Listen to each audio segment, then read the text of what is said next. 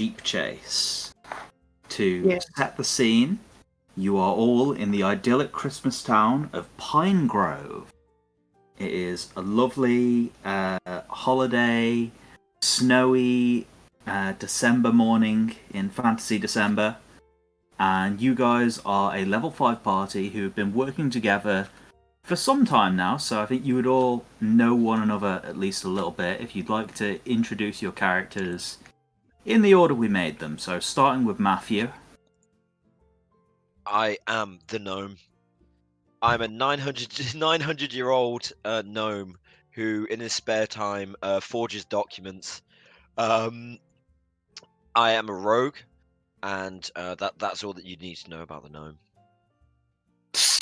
Yeah, he's a swashbuckling rogue. He, his character sheet should have popped up in your journal now. But, the gnome, he just wants to gnome around. He looks like a lovely garden gnome and is a very friendly gentleman who I expect no mischief from. Good. Next up, I think, was Belmeen. So, hi, I'm Belmeen. I am an artificer who's in the Tinkerer's Guild. I have a love of just working out how things tick, essentially. Just a tiefling of sort, only about 29, so just coming out of her youth into a middle ages, that kind of thing, really. She... What else? Likes to, she's about 5'4". Yeah, she likes long walks on the beach, and she's about 5'4", nice long purple hair with striking violet eyes. Again, she really enjoys like crafting things and work and taking things apart to see, the intricacies of things, not just objects. She also likes to try and work out people's MOs and motives, work out why they do things, why they do certain things, try and pick up on bits and pieces of people, and will forever quizzically ask people the questions of like, why are you doing that? And but never in like a sarcastic or mean way. It's always just a curiosity.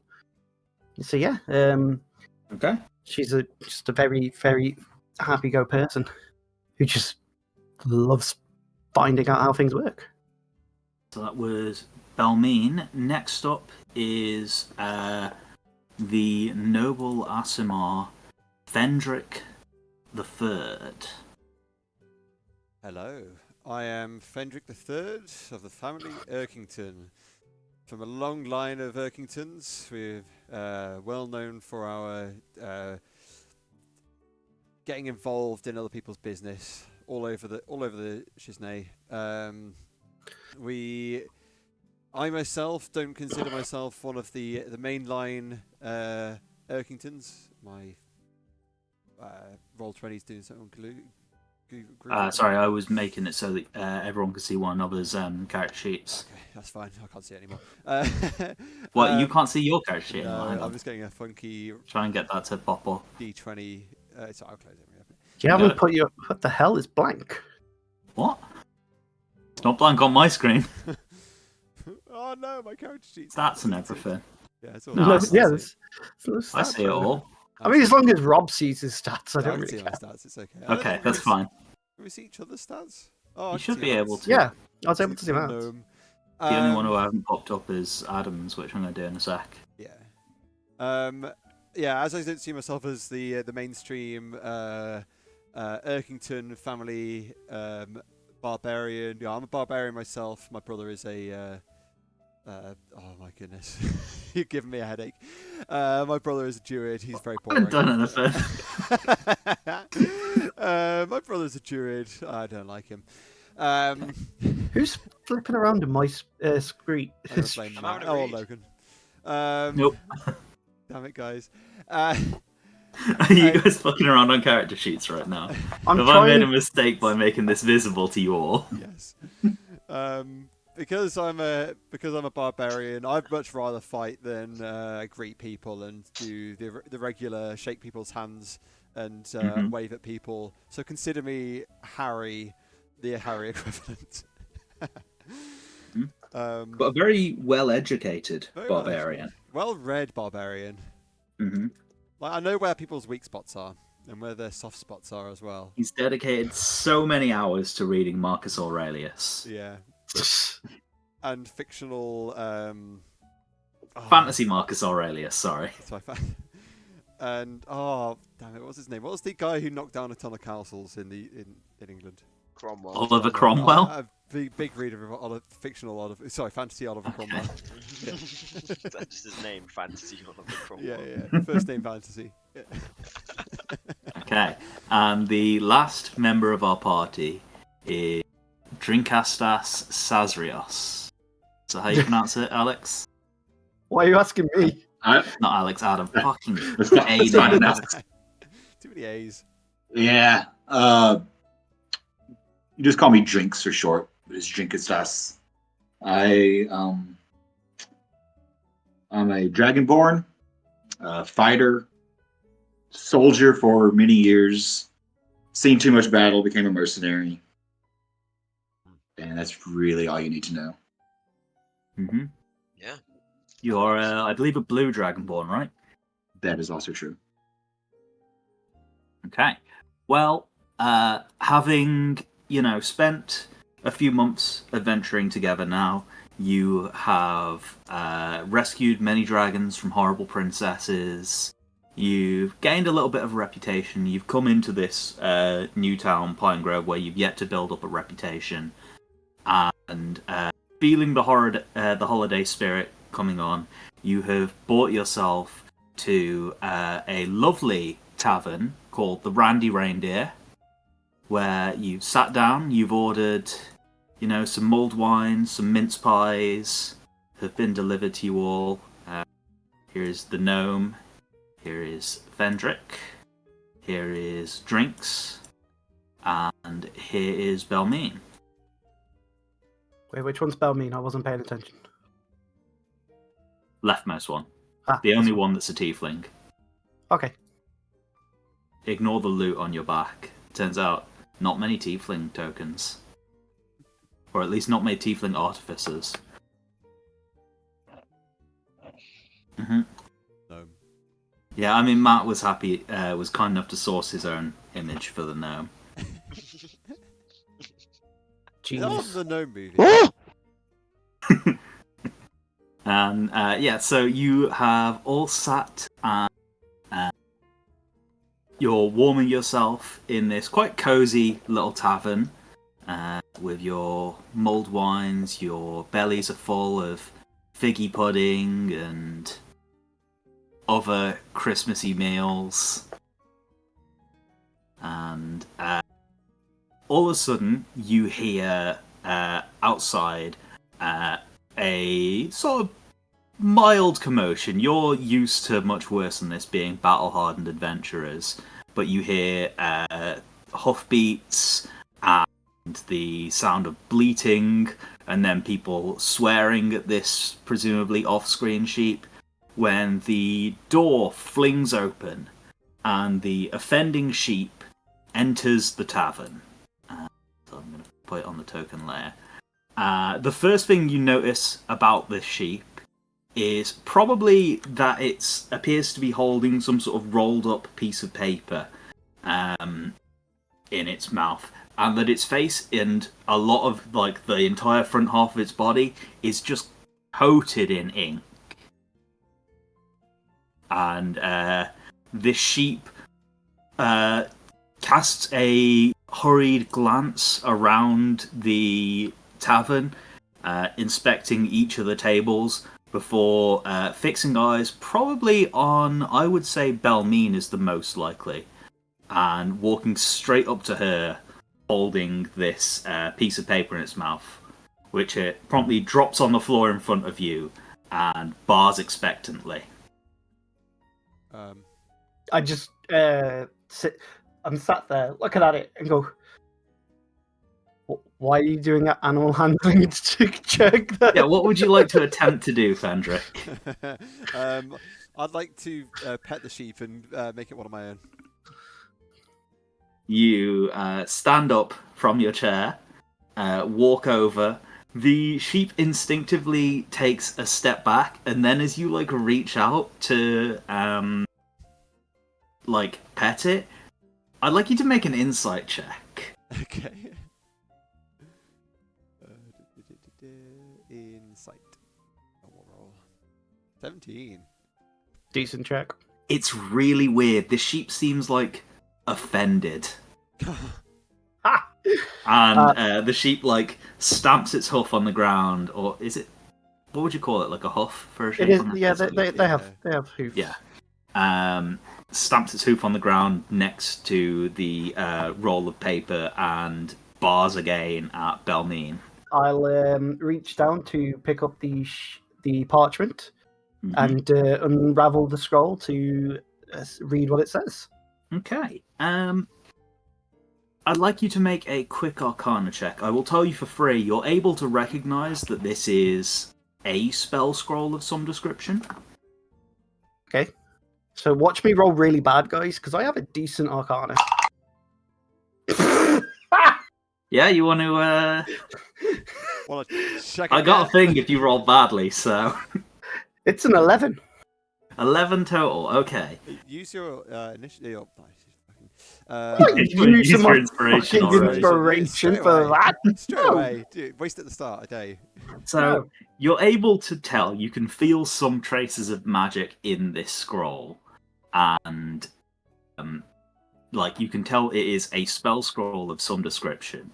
The only problem is, it looks like it was written by someone who has no idea what words are supposed to look like. Like, the handwriting is so abysmally bad, you're not 100% sure you could classify it as writing.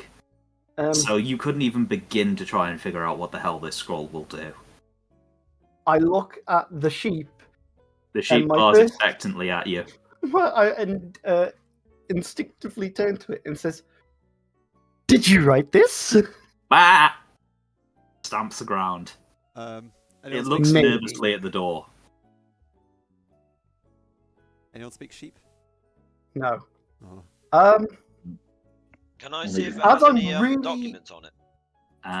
Frisk The it. sheep? Yeah, make an investigation check for me. Oh, wrong one. Also, why are you rolling twice? Yeah, was it wrong? I can fix that, hang on. I brought Okay. this character sheet.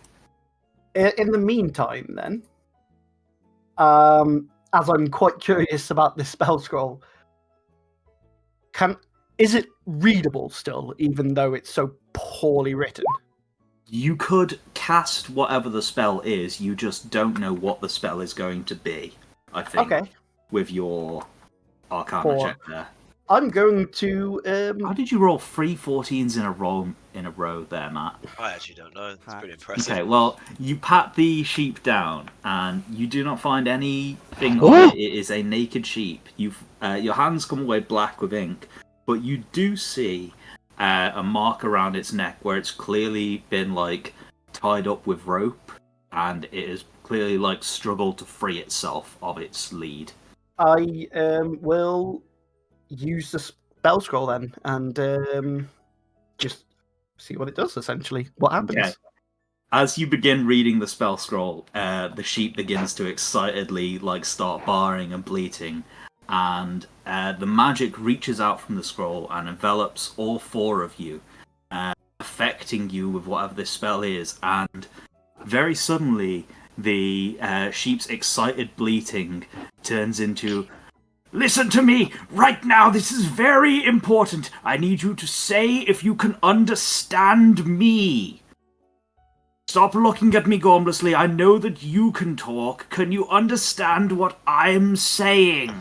I excitedly go, "Oh, it was a scroll of animal speaking."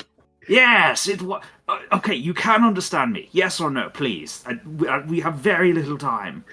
I instantly ask the question, "Did you write the spell scroll?" I did. Listen, I'm a wizard. My name is Finnefair Shinebright. And at that moment, you once again begin to hear a commotion outside. This time, the barking of dogs. And like the yelling and screaming of people who are clearly very distressed outside. And the sheep wizard Finnefair says, "Oh no, they found me already. You have to hide me. It's very important." Oh! Put them under the But table. hold on, I just realised something. Matthew, Yeah. are you just going, oh? Yeah. No noises. Yeah, but no. I basically say, okay, easy enough, and I see over in the corner there is a piano. It's being played by Pirate Santa, Pirate Santa. the local musician. He's the local bard. No class levels in bard. He just plays music. I try and I tell the sheep to hide behind the piano. That's probably the best I can do right now. The sheep goes, "Sure thing. I'm great at hiding. Just watch." And he trots over to the Pirate Santa and begins trying to explain to him, like, "Hello, my name is Finnefair." Oh wait, you can't understand me. I'm just going to crawl under this piano now. All you At hear which is, point- bah, bah, bah, bah, Bah, bah, bah, bah.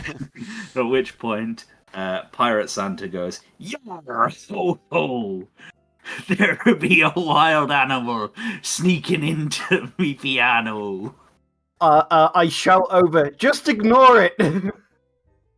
Completely normal And here. with that commotion, the door to the tavern bursts open once again, prompting pretty much all of the patrons, aside from yourself, to immediately vacate their seats and just like scramble as far away from the door as they can. Or like just scrambling up against the walls.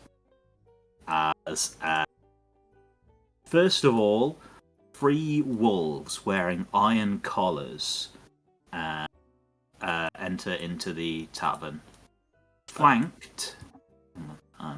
Which one of these is Fendrick? Sorry. Fendrick is the is the sheep over by the piano. No, me. Oh no, you mean you. This is Sorry. you. That's me. Okay, thanks. Yeah, the one with angel wings. Yeah, first of all, 3 wolves enter in, closely followed by a very large half-orc, closely followed by an enormous man who absolutely dwarfs even the half-orc, who is hidden underneath a large cloak. There's the half-orc, and there is the enormous man. And Look, that's not a man. That's a bear in a cloak.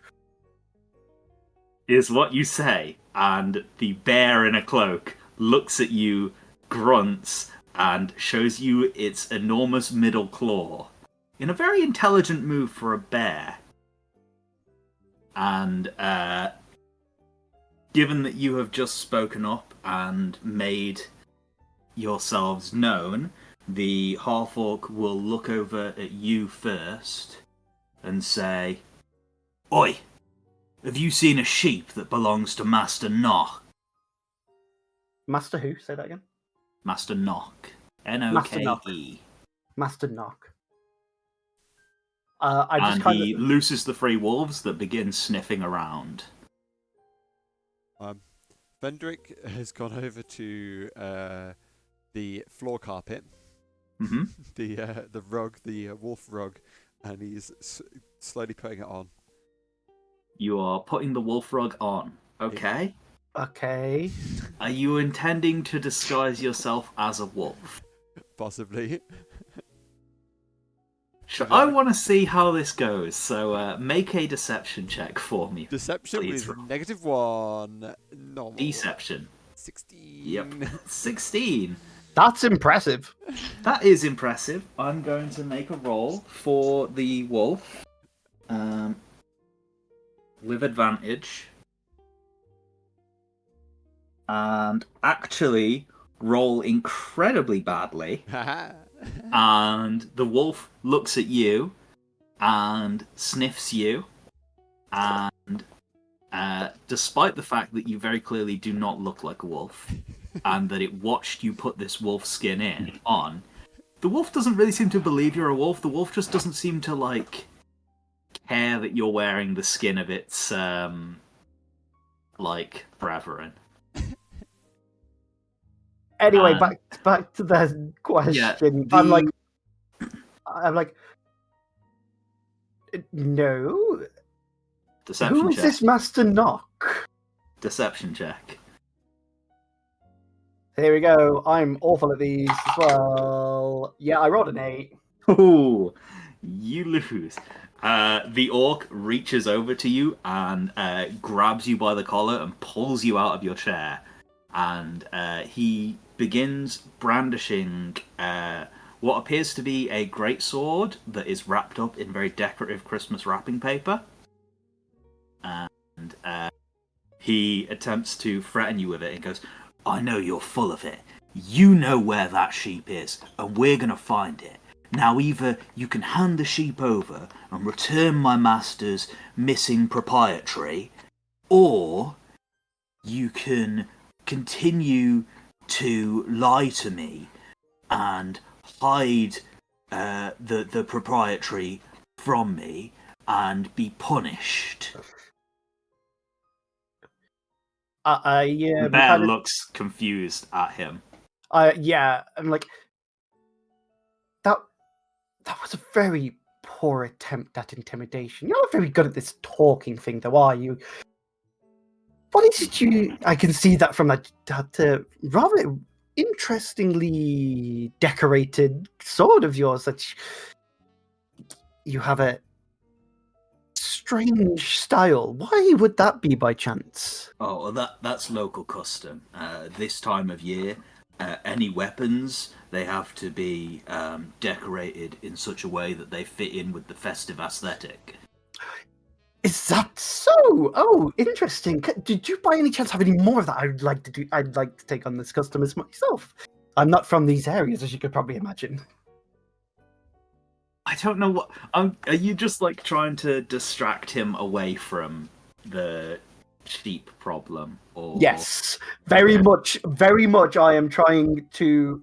Remember, I'm also an inquisitive person, so interesting details are popping out of nowhere, and I'm trying, while also knowing that I can distract him long enough to go on to a completely different topic. It doesn't seem very smart.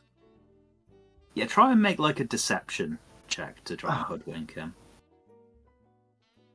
Oh, much better. A 19. Okay, I will... Yeah, he doesn't beat a 19. So, for the moment, he, like, is, like, rustling around in his bag, like, yeah, I'm sure I've got some spare wrapping paper here. Hang on, let me help you out, friend. And looking over at the gnome and at Drinks, the bear will come lumbering up to you two and just sort of grunt expectantly at you and fold its arms.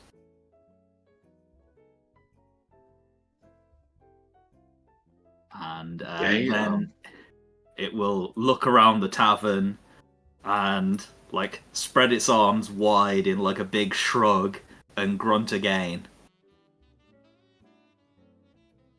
What do you want, a hug? The bear slumps forwards and nods his head and then reaches out for a hug. I'm going to hug the bear. Okay. I'd like you to make a strength saving throw for me, please, Adam. On the core stats page, by strength, there should be a save button.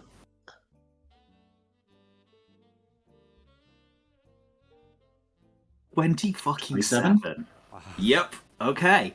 As nice getting a bear. Try to hug the bear, and the bear grabs you, digging its claws into your sides, and tries to lift you off the ground. You, like, hook your feet under the table, and you just don't move at all as it tries to like lift you up and throw you. And then the bear looks at you a little bit confused and a little bit scared. And I do a slight smile and grin. It's not the first time I've been hugged by a bear. The bear puts you down and pats you on the shoulder and goes over to the gnome. I go back to my drink.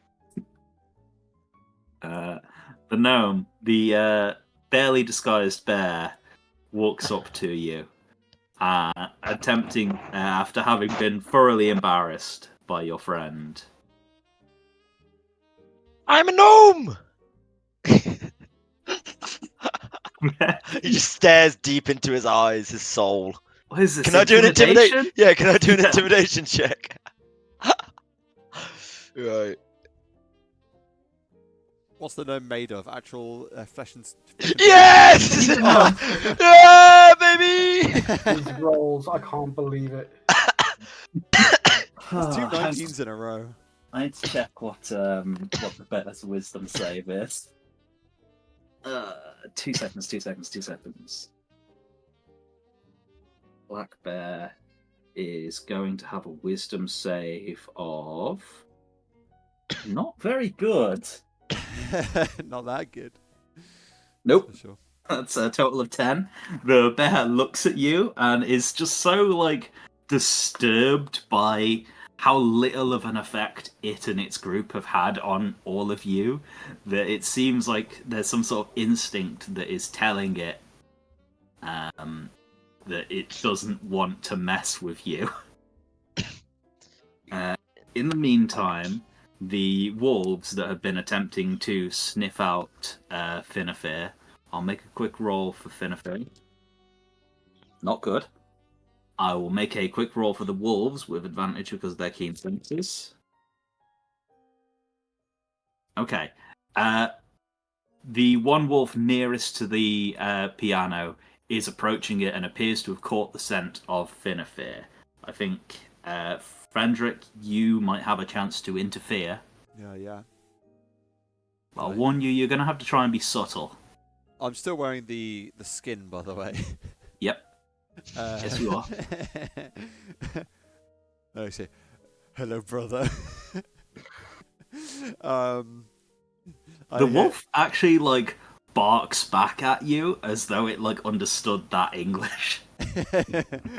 Oh, sorry, that common. I say, hello, brother. There be no sheep here. You hear Finnefer go, "Don't say the S word, you idiot! It can understand common!" There be no woolly fellas here. Which is it's a very Sunderland, not Sunderland. What's that accent? Sunderland? Not Sunderland. No sheep here. West Country. West Country. Yeah. Somerset, that's it. Yeah. Somerset. Yeah, very West Country accent for a noble. Yeah. We don't talk about that. No sheep here. Have you tried the next town over? The just make a deception check with disadvantage. Okay. 1. Submit. 2. Submit. 13. 15. Oh yeah, 15. Sorry. Right. I will make a check against you. Nope. The unfortunately, Robert, the wolf appears to have gotten bored of your shenanigans, and it reaches over with its massive jaw and just tears the wolfskin, the rug that you've been wearing, off of you. Can I... Go on. I was going to say, and begins barking. Okay. The bear, the half-orc, and the other 2 wolves all look over in your direction, and the half-orc goes, he's over there, is he? And walks away from you, Alex, you, Belmine, and all of them will begin to converge on the piano. This is your last chance to fix this before we get into initiative. All right. Can I instead or hide? to just attack them. Hmm? Sorry, what did you say, Matt? Can I just hide quickly so I can start off? Absolutely. What? How would you like to hide? Are you going to like duck under He's the just table? gonna, yeah, or- he's just gonna duck under the stool.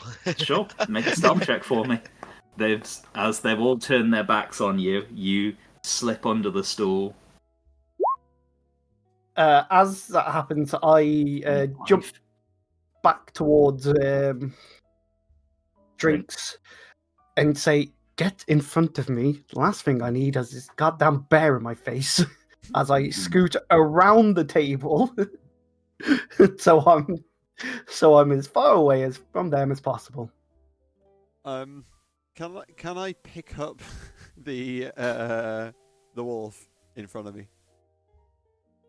Sure. Let's make a contested athletics check. So athletics from you, Rob, and athletics from the wolf. Okay. 17, which is that's really low for me actually. Rolled 10. Plus Well, 7 the boys. wolf gets a big Oh. 12. Yeah. As you pick it up, lift it off the ground, and I would like everyone to roll initiative, please. Adam, for you, just because you haven't done this on Roll20 before, you have to click on your token, and then on your core stats, click on initiative, and then it should work. It's alright, Adam. I just accidentally clicked initiative without touching my icon, so don't worry. So don't worry about that. Have you? Can Yeah, you wrong. drop me into it as well, so I could put my number in for me, please, so I can put my number in on the turn order.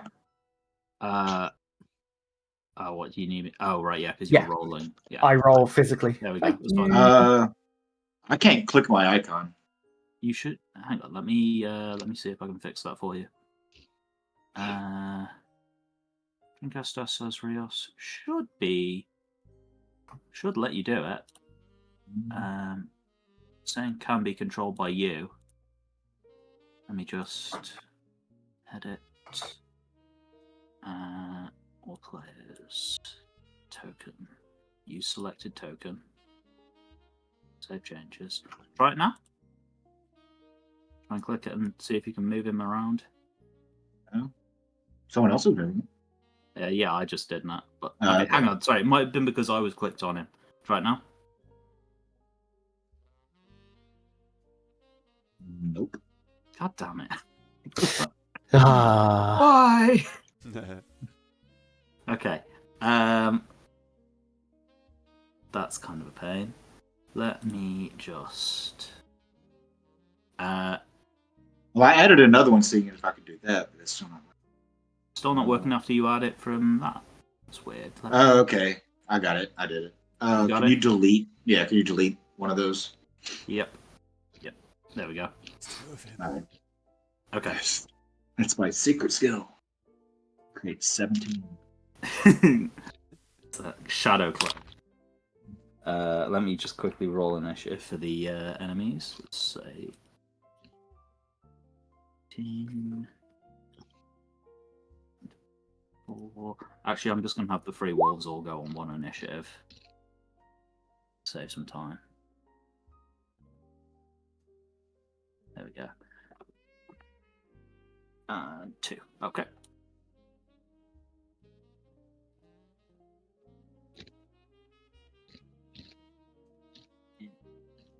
Okay. Is everyone in the initiative? We've got Fendrick, we've got the gnome, got the enemies, Belmine. Okay. I'm so used to the initiative being longer than this. Okay. In that case, with a big fifth. Wow, 3 people all got 13, huh? Okay, I don't mind the that's order. fine. I was just going to say, you're probably going to go before me anyway. Yeah, because technically you've got- the gnome should go first because you'll have the highest dex. Dex. What spell means dex? Just It quickly. is 14, I believe. Let me check. Let me see whether the bear beats you. Yes, 14 dex. Yeah, you beat the bear, so that's fine as it is. Okay.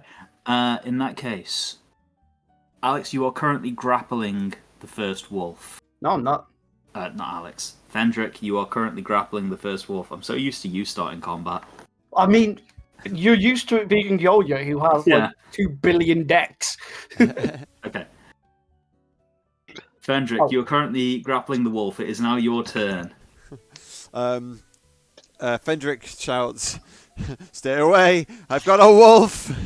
And proceeds to kind of go, "Yeah!" like jabbing the wolf towards the bear. Yeah, bears. Is it? Yeah, it's higher up in the turn order. Okay, sure. Intimidation check, I guess. Yeah. Intimidation. And we'll roll 5. Oh, shit. The bear grins and cracks its knuckles. Ah, crap. I think Fendrick very quickly realizes that wasn't such a great idea. So he drops the wolf and says, "You didn't see, you saw none of that, right? Look over there. There's a wolf skin on the the wolf skin on the floor and a bear skin over there. Watch out!" Yeah, I think your attempts at distraction have fallen on deaf ears by now, Rob. Okay. I don't even know what weapons I have. What do I have? What's a halberd again? Halberd. Halberd, it's like a big pole axe. Does this wolf look like it's about to attack me? Yeah. Okay. Yeah, it looks like all of these enemies have turned around and they're about to try and kill you. Okay. Attack. Okay. Halberd. Since you've never played as a barbarian before, Oh yeah. I'm going to ask you, would you like to rage? Oh yeah. Why not? Okay, so bonus action, you enter into your rage and swing your halberd with devastating force. That means you do an extra 2 damage because you're raging, so that will instead become 9 damage rather than 7. Nice. You just slam this halberd into the side of this wolf, and like blood and organs start pouring out of the side of this creature that starts like howling in terror at you as it is very nearly dead. Wow. First hit. That was your first attack. You have extra attack. Oh, he's gonna be dead. Is it multiple of the same weapon type or? Yes. Yep. You can attack again with the same weapon. Yeah, screw it, because it's big damage. Only 10. Okay. How kind would you like me to be here, Rob? Very kind, because I don't know how this character works. Well, yeah, you've never played a barbarian before. One of your abilities as a barbarian is you can use a thing called reckless attack, which means you can give yourself advantage on all of your attacks, but all enemies will get advantage against you. Yeah, I'll do it. Okay, so roll again, see if you hit this time. Because a 10 doesn't hit. Oh no.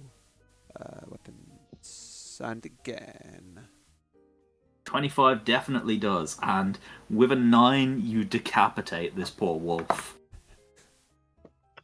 Who, I'll leave his body there. Yeah. Fendrick shouts, "I'm sorry it had to be this way, brother." The other 2 wolves look absolutely mortified.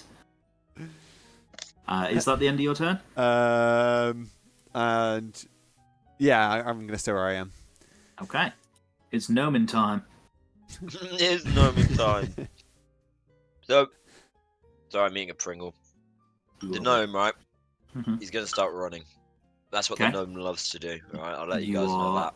You're currently hidden, so no one will take an attack of opportunity against you. So I'm going to run up to him while he's grappled. Who's grappled?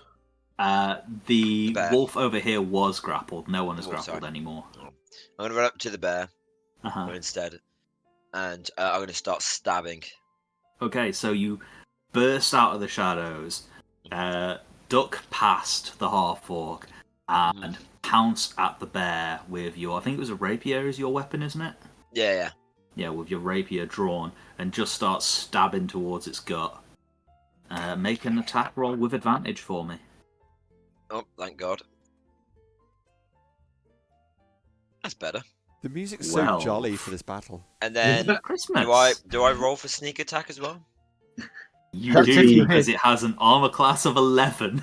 Oh my god, he just hit, So even you with do such. 8 damage plus sneak attack, please. Oh. 8 plus 13. So hang on. Just 21. thank you. The gnome Yeah, is you going do. mental. You like run this sword all the way through the bear's stomach, and it looks down like you're below its sight line, and it looks down at you, and like you can see the gears turning in its head as it tries to comprehend the fact that it's just been run through with a rapier. I'm going to no, not uncanny dodge. It's fancy Disengage? footwork, Disengage. so I can disengage back under the. I'm going to go under a different stool. Okay. Let's hope he doesn't notice me. You won't be able to hide because you just No. use your bonus action to disengage. But No, yeah, that's you all can right. duck Don't worry. under the stool. I'm going to go under the table here. Cool. And That's me all done. end of your turn. Belmine, it's your turn. Right, okay, so I'm going to use my action to create my Eldritch Cannon. Cool. I don't have a fucking token for the Eldritch Cannon. Hang on, give me a second. God, Oh, yes, I do. Yes, I do. Yes, I do. 2 seconds. It's a cannon. It's a cannon. It's not that big, guys. It's kind of. It's a cannon. There you go. Yeah, I was going to say it's a small cannon that I create onto the. Where do you want to put it? Onto the table. It's on the table. Okay, in front of you. Yeah, in front of me. I'm just like on the table as it's going. What type of cannon would you like to make? So, I take the things that the half-orc gave to me, and along like with wrapping paper, the wrapping paper, and some of the utensils and the plates, and some of the things that are on the table, such as our drinks and everything, and I just craft this candy cane cannon. It's on a tripod, so it's non-moving. This one. Yeah. And it's the force ballista variant rather than the flamethrower one that I've created. Gotcha. And so I guess it like shoots candy canes, like magical candy canes. Yeah, essentially, yeah. Cool. It's like a mixture of like paper mache and candy canes held together by magical glue. And as I build it together, I go, ta-da! And then with my bonus action, I will then use it to attack the half-orc. So Okay, so was it your action to create the cannon? Action creates it, and your bonus action allows me to activate it as long as I'm 60 feet of it, which I obviously am. So I believe it's my spell attack, isn't it? I had. So here we go. Come on. Oh, that hits 18 plus 7, Logan. Yeah, that's gonna hit him. Okay, and I do 2d8 force damage for this. Okay. Oh, that's some decent damage. That is 12 damage, 12 force damage. If the target is a creature, it is pushed up to 5 feet away from the cannon, so it fires at him and it pushes them back 5 feet as well. Cool. So, I think it's like you shoot this candy cane, it like hits him square between the eyes, like knocks his head back, and he like staggers a couple of steps back, and you can see him like grunt in pain and like begins frothing at the mouth with anger, and you see some of like as he's like gripping his sword handle harder, it begins to like tear at the Christmassy wrapping paper. I go, oh shit, and back off as far as I can. Cool. And shout to Drinks like, Drinks, keep him occupied. And that's my turn. Okay. End of Just your crunch turn. back. It is now the bear's turn. The bear, having been stabbed by a gnome, he knows where you are because you didn't make a hide action. He will charge over to the table and just flip the table and take a swipe at you. Oh! Let me just. God, it's been so long since I've done this.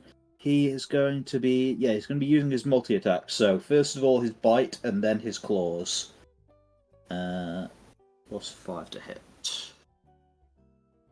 Well, it's a nat 1 on the bite. So he misses with that. He was, as he lifted the table up, he, knocked himself in the head and it threw off his aim with the bite. He swipes at you with the claws with a 20 to hit. Yeah, definitely. I'm guessing that'll do it. Yeah. I need my d6s. That is 13 slashing damage to you, please. Oof. How kind would you like me to be? Don't be kind. Okay. I won't tell you the thing that you can do. But there is a thing I can do. Give me a second. I'm going to. Rob, you could be kind. Oh, Cunning act, uncanny dodge. There it is. yeah. There we go. You can half that 13 damage. Round down is 6 damage. So I only took 6 damage. That's not bad. Not bad. And that is the end of the bear's turn. It is now Drink's turn. I will approach the half-orc. Uh-huh. I will reach for my longsword and realize it's not there. I've forgotten it somewhere after a night of It's drinking. like leaning up against the table still where you Oh, stood. yes, that's it. So I reach out my hand, and it magically teleports into said hand, Mm-hmm. to which then I swing in one action at the orc. Cool. First attack. You can do it from your weapon page. Yes, so... Such a jolly battle. There we go. I like to 25 assume that the pirate Santa is still just playing music during all this. Yeah, he... That's why this is still going. A with the music. long life Christmas Sea has, seasoned him against all possible levels of chaos. He is more than used to brawls on the deck while he's trying to play. And he's just too into his jamming session. I have put into YouTube badass Christmas music. I'm trying to find some stuff for us. Okay, thanks, Matt. Okay, so you did 10 damage with that first attack. Alright, and I'll do my extra attack. 16. Okay, damn. 16 damage as you just begin wheeling about your unwrapped longsword and just slashing at this half-orc who staggers back under the force of your blows. He seems genuinely surprised by how quickly you guys have managed to just become a very deadly threat to him and his group. Is that the end of your turn? That would be the end of my turn. Cool. It is now Guz the orc's turn. He's not one to back away from a challenge. He is going to do the same to you. He's going to use his multi-attack. First of all, he's going to rage. He is then going to use his multi-attack with reckless attack to attack you twice. I will use my reaction to cast shield. Okay. So, first attack. +5. I lost my thing. Yeah, it's +5 to your armor class. Yeah. So, first attack is 17 to hit. That does I not don't hit. think you even need for shield. I didn't, but it's already cast. Second attack is exactly the same. Okay. As he begins recklessly swinging this sword, screaming obscenities at you in Orcish, and you just effortlessly parry both of these blows. It is now the wolves. One of the wolves is dead. The remaining two are looking at the fight here. They've seen their leader get just kind of horrendously embarrassed. They've watched one of their brothers get beheaded. They are watching the bear pretty handily lose a fight to a 1 foot tall old man. And then there is another caster who doesn't even seem to be really engaged in the fight as far as they're concerned. So, instead of looking at any of you, they eye the door. And they're just going to dash and leave.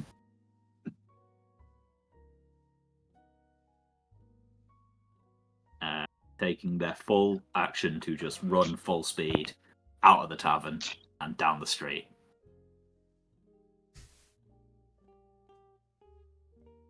And that's their turn. It's Fendrick's turn again. Top of the round. Very nice. Well, Fendrick was going to go straight for those wolves, but we don't care for wolves now. They're wimps. So, I was just picturing you chasing him out the door like, I have a taste of blood of wolf now! I must kill all the wolves! A small Here's a amount of barbarian wolf move. blood is dripping from Fendrick's mouth, but we don't talk about that. Fendrick's going to shout, "Be gone with you, wolves!" and pull out his javelin. Wait, oh wait, no. Yeah, you Oh have yeah, a no, javelin. sorry, no, two hand axes. Sorry, I was You also have hand axes. Yeah. I think you have a javelin as well. Yeah, I'm gonna go for hand axes because I can throw 2 of them. Wait, Okay. what? I have 4 javelins. Yeah. Okay. Wait. To hit 5 and 7. What does that mean again? Let me look at that. I'll just throw and slash. Hang on. On range. Let me look at your thing. Where are you seeing to hit 5 and 7? The bit in green. The first bit in green. Oh, that's just bonuses. Oh, okay. So it's like if you were to roll this physically rather than using the macro, you would roll a d20 plus 7 or a d20 plus 5. Oh, okay. Right. Your javelin should both be plus 7. There we go. Cool. Who's looking more damaged? The big bear, grizzly, less grizzly bear, Winnie the Pooh over there, or the orc? You say it was? Yeah, he's a half orc. The bear looks more injured, actually. Okay. Yeah, Fendrick's gonna grab, reaching over from the back of his, reaching over to his back where his 2 hand axes are currently strapped. He's gonna grab them by the handles and full welly lob them both of them towards the big Winnie the Pooh. Okay. Make an attack roll. Attack. Do I do just a normal twice then, yeah? Or should I just do advantage? Because okay, if you're going to do it recklessly, then yeah, just roll with advantage. What do you mean recklessly? So you've got your ability reckless attack that gives you advantage. Am I still raging? Yes, as long as you keep doing damage or taking damage, you keep raging. Okay, cool. Or a minute passes, in which case the rage ends. Yeah. I'm going to do... So recklessly just means... Using the ability reckless attack. Okay, yeah, cool. There's 1. Okay. 24. 5 damage. And back to weapons. Attack. And is this second one also with advantage? Yep, you have advantage for your full turn if you reckless, but everything gets advantage against you. Yep. Is the trade-off. That's fine. So yeah, both of those. Yeah, that hits as well. Nice. It hits just barely, and both of these 2 javelins are like sticking out of the bear's back as it turns around and swipes at the air, thinking that you were like stabbing it, and then you're not there, and it just like it seems super disoriented. It's right on the like borderline of death. Frederick shouts, "Over here, big boy!" And the gnome. So, if I need to check this, rakish audacity means that I get constant sneak attack, right? Basically, in this situation, you will definitely get sneak attack. So, Okay. I think the only time you don't get it is if you are surrounded by more than one enemy. Okay. Because Okay. if it's just you and an enemy one-on-one, you get sneak attack because you have because of rakish audacity, and if you have another ally next to the enemy, you would get sneak attack anyway. So you only get the one attack because Is you it don't not have with? advantage on this. Oh, do I? Oh, You had okay. advantage because you were hiding. Sound. before. Well, the first one was luckily. Yeah, 26 you the hit. good You do one, 10 yeah. damage. Do you want to roll sneak attack damage on this creature that has Yeah. 1 hit point? Yes. Obviously. Always Yeah. roll sneak Take Okay, him attack damage. down. 16 damage to him. That puts him to negative 15. How do you kill this bear? I grab its like snout, and he has to stare into the bloodshot red eyes again, seeing himself This another horrible, victim. demented gnome is you're like covered in the blood that's poured out of this creature's stomach already. Yeah, and I just like stick the rapier in him and push him over. Like this tiny gnome just pushes him over again. Okay. The bear collapses back on the ground, stone dead. And out of the initiative. We absolutely could have just gone, yeah, sheep's over there, we got our note. And saved the last 30 minutes or whatever. Nah. Is that your turn, Matt? I believe so. Yeah. Okay. That means it is Belmine next. After just basically watching the gnome manhandle the bear and just do some terrifying shit, Mm-hmm. she just stopped staring at him for a second before quickly coming back into realization that there is still a fight going on, and she decides to cast Firebolt, not ball. Can't cast that. Fireball. Fireball. I killed you all because fuck this shit. I'm Blow out. up the whole building. Yeah, Firebolt at the half orc. Okay. That is 20 something to hit. Yeah, that hits. It's 2d10, isn't it? Plus your extra damage from being an artificer. Well, I get extra damage because I'm an artificer with Firebolt. Yeah, I believe so. When you use a cantrip from your special artificer wand, you do an extra d8, I think. That's I can't remember bloody this. One second. I think it's from being your specialist. What's the Tasha's again? I'm just looking for it now. I think it's the ability Arcane Firearm on page 18. Yeah, roll a d8 and you gain a bonus to one spell's damage roll equal to the number rolled. For this turn, we'll say you do an extra d8 and then I'll ask you to read that in more detail.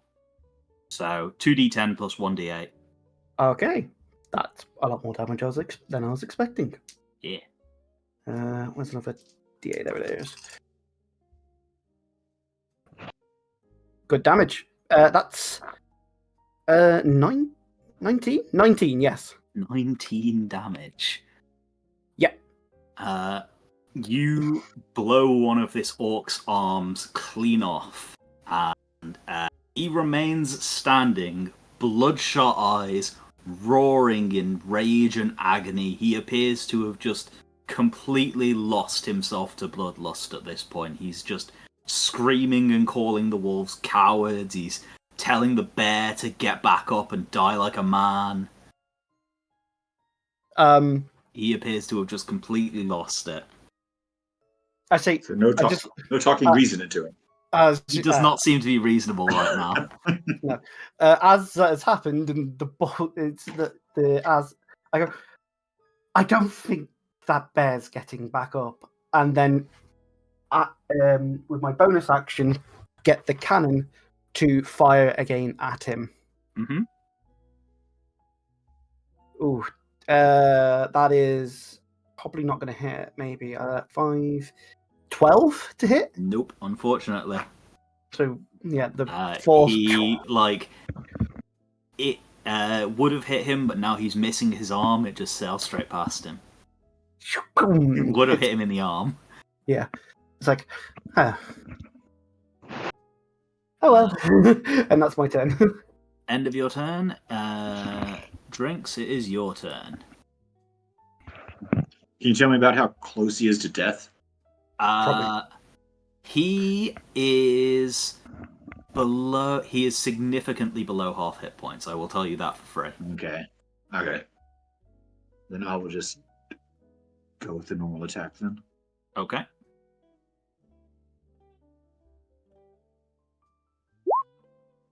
And okay, so with your first attack,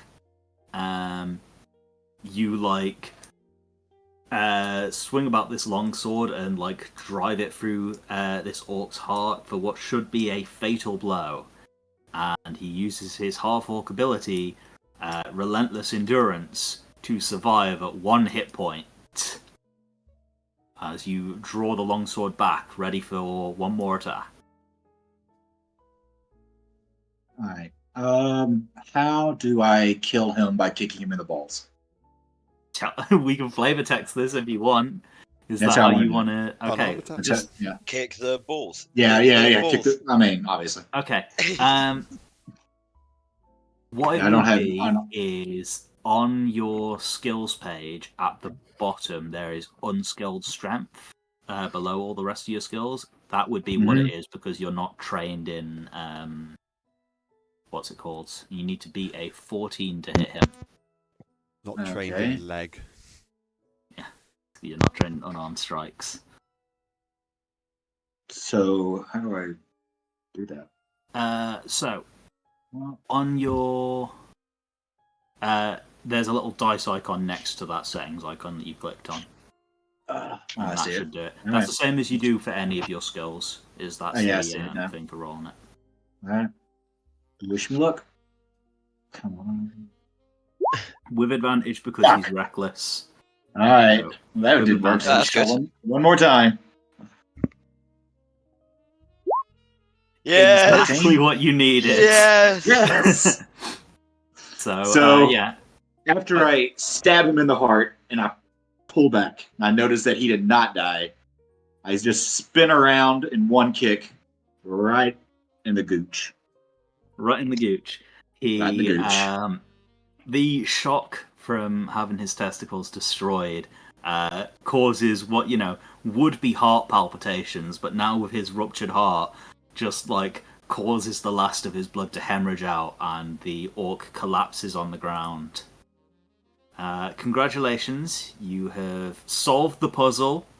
You have defeated my devious encounter. 2 wolves escaped, and I will be factoring that into your score at the end. In the meantime, the wizard sheep will crawl out from under the piano and go, "Oh my god, you killed them! Gods above! And we need to get out of here! I can't be an accessory to murder! I asked you to hide me, damn it!" I go as he's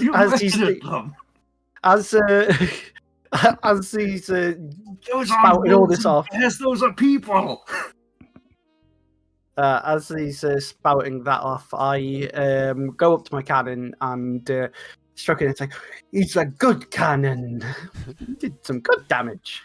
The cannon begins swiveling around, and a little robotic voice comes out going, "Acquiring new targets."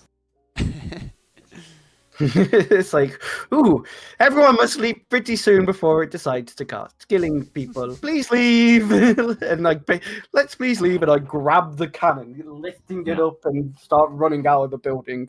I can imagine the cannon's like, is anyone there? Daisy. Okay. Yeah, the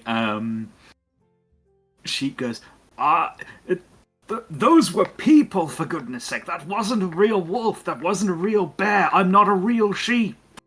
But you're not a real sheep? I told you I'm a wizard. My name is Finnefair. But why wasn't the half orc a bear then? Oh, he's...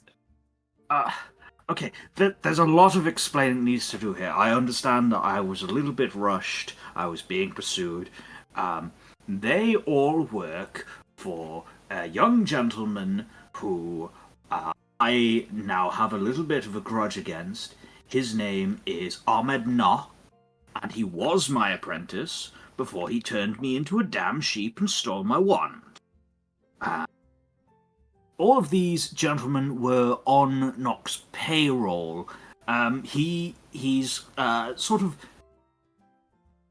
taken a new management style where if someone displeases them, he turns them into an animal, and then they have to continue to work for him, or he'll never turn them back again. Woo!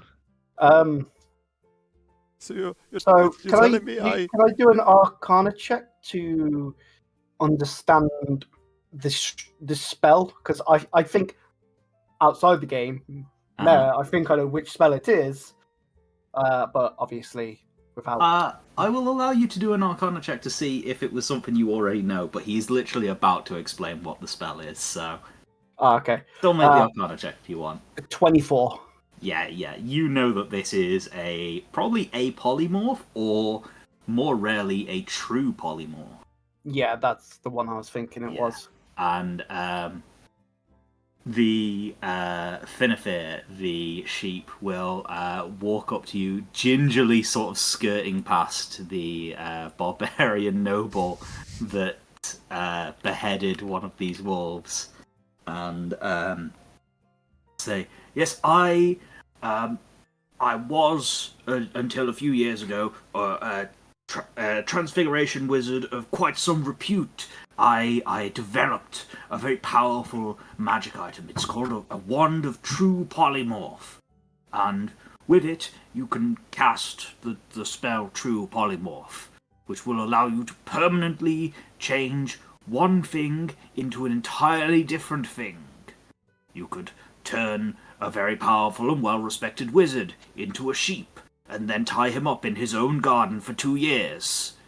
You could turn some of your more disloyal guards into wolves, and then make them work for you as your wolves until they earn their humanity back.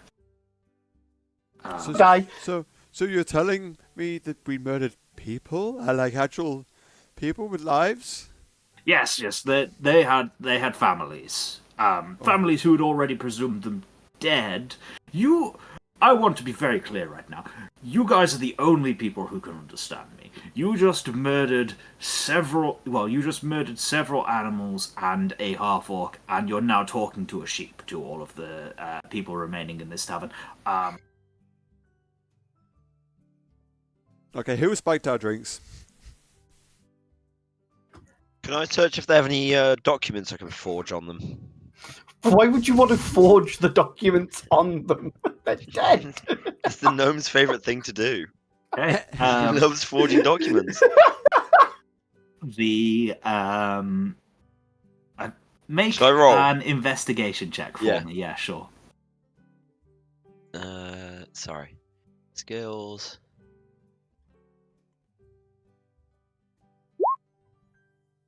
Anyone.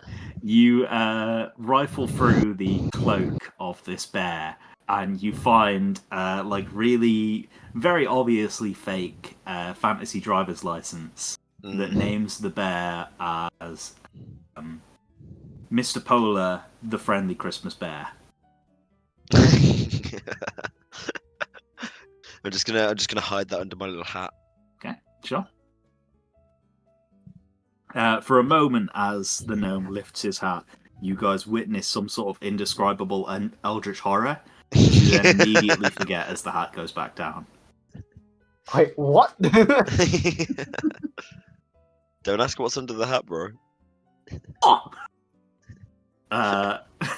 Finnefair will sort of like nervously bleat and then say, I don't know. I don't know what to say to that.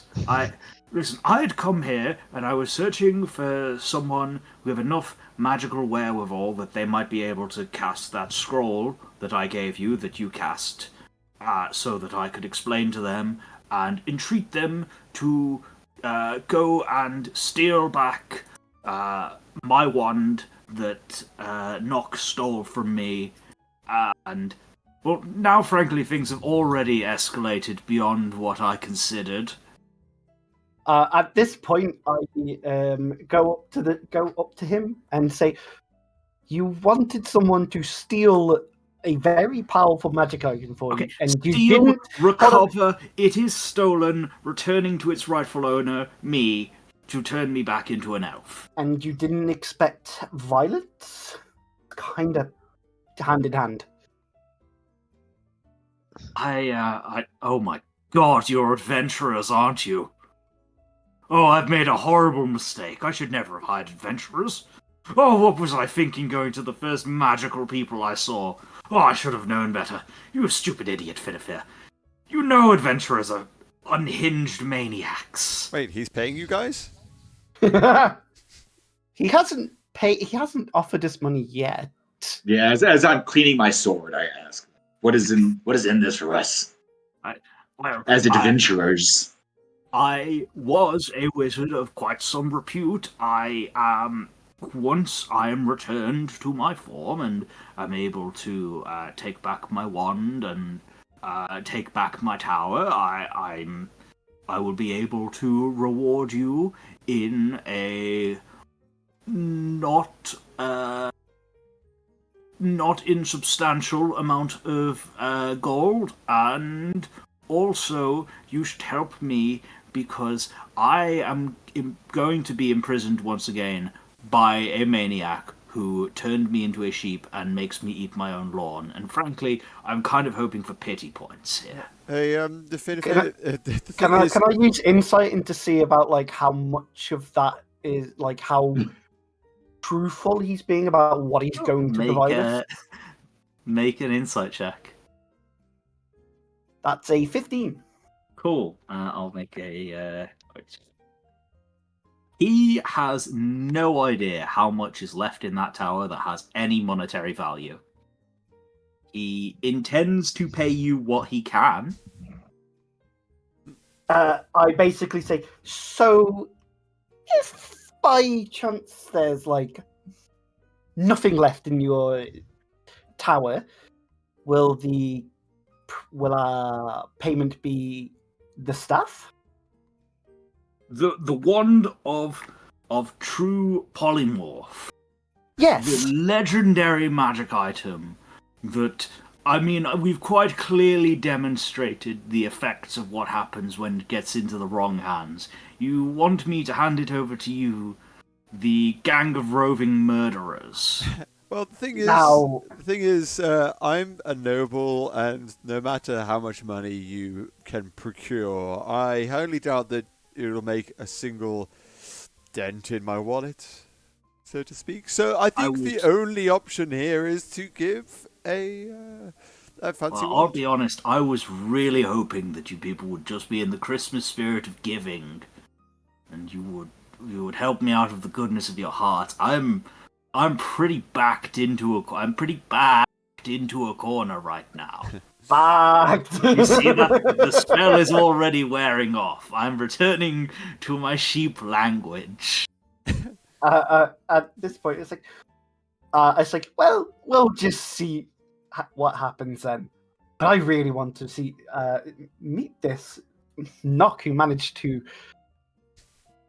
steal the wand off you and turn you into a sheep without the fact that you could have probably counterspelled it if you're such a powerful wizard. But I mean, I can explain the circumstances. I was embarrassed about it. It was a couple of years ago. I've had a chance to come to terms with it by now.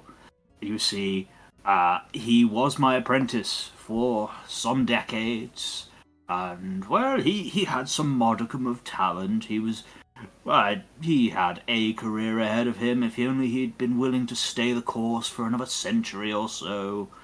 But you know how it is with the young and impatient. Wait, how long have you been a sheep for? Oh, 2 years. 2 years. Give or take. It's a bit hard to count the days. My intelligence is somewhat diminished right now. Yes, I can see that. I've eaten a lot of grass. There's some very strange wizard herbs that really a man should never eat. Not even as a sheep. Oh, Sheep's been eating Weedy Puffs. at this point, I basically think it's a very small idea that we should go to this tower and really investigate Okay. and procure some things. It might end up being the wand. The wand does sound good. The sheep will gleefully lead you away from the carnage that you have left in the tavern. The bartender, who has been staring on in horror, is too mortified to ask you to pay for your food and drinks. And Pirate Santa has continued joyfully playing, completely oblivious to all that has happened. And as we turn to leave, I've obviously still got my cannon in my hands as I picked it up, just carrying it because I'm struggling to carry it. Mother, I crave murder. It's like, yes, Susu. Thank you very much for the food. Ta-da! The sheep will lead you towards the tower. On the way, he will explain a little bit behind the circumstances, behind how he came to be turned into a sheep and how he came to find you. As he said, Nock was his apprentice for some decades, and one day, while Finnefer, being an elf, was in his meditative trance, which they do instead of sleeping, he awoke to see his apprentice standing over him, holding his wand and pointing it at him. And he, quite angrily demanded to know what the boy was doing, but found that he could only produce an angry bar, as he had already in his sleep been turned into a sheep. Since then, he has been a prisoner in his own garden, forced to graze on his wizard herbs, while the guards were turned into animals and forced to be his wardens.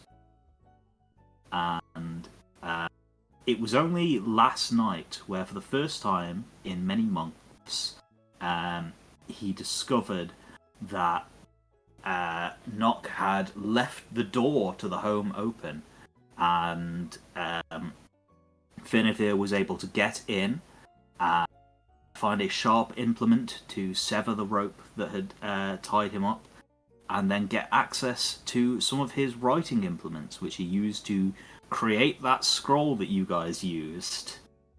The source of the ink that is covering him, and the fact that it looks like it was written by a 2-year-old, is because he had to hold the quill in his mouth when he did it. He will tell you that, the only way for him to return to his form would be another dose of True Polymorph, which, of course, he can't cast himself at the moment, so you will need to get his wand for it.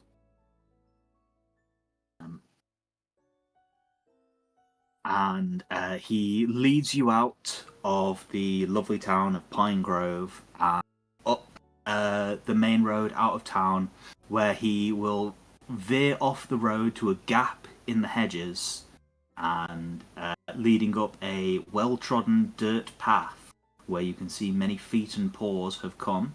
One set quite recently, a set of several sets of paws, one set of feet, and one enormous set of feet, probably belonging to the party you just murdered. And eventually you will come up to a clearing. And within that clearing, there exists not what you would expect for a wizard tower. The best way to describe this would be instead where once there had been several groups of trees, they have been molded and shaped together to create two elevated platforms, one significantly larger than the other. And then the canopy of trees has bent inwards to sort of make them into these domes suspended in the air off the ground. I will put you on the map, Shine Bright Tower. You guys are approaching from the south. I'll put your character tokens on the map as well. Jinkastas, Fendrick,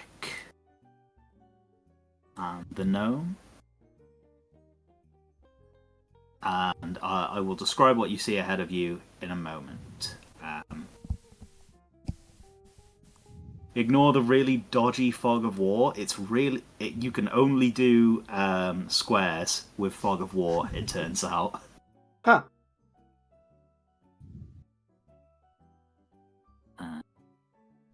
I need to quickly grab. You need to bring that piano man in from the other scene. There's an enchantment on the piano that allows it to be heard anywhere in town. Like Minecraft.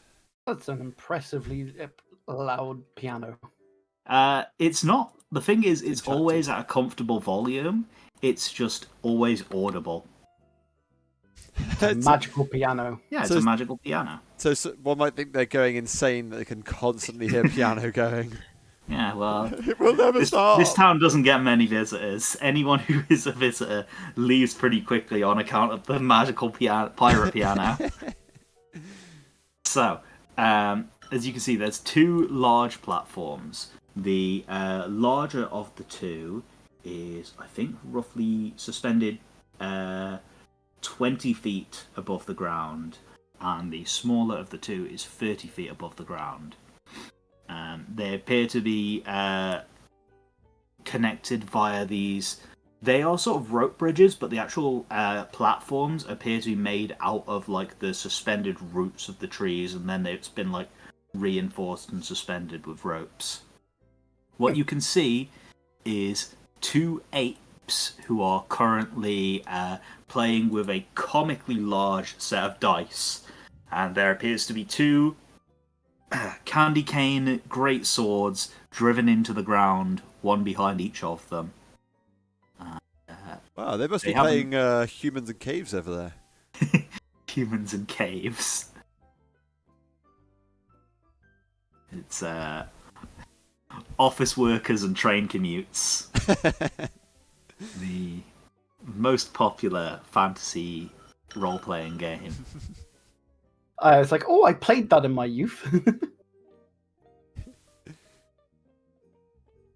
And Benefir will look at you all and say, "Now, listen, I understand that things got a little bit out of hand, and I understand that you were striking to try and defend me, and that they struck first, and you were protecting yourselves. I'm not going to hold you to account, but Ahmed Nock, he's a good lad at heart, and really, I think that we should try the non-lethal route first." The lethal route first, okay.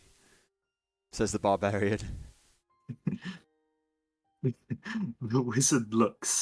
The sheep wizard looks at you all and goes, "If only I had taken the time to search the town more thoroughly." I look at him and say, you probably wouldn't have found anyone to be able to help you with this other than us. Yes, it seems as though you are the main characters.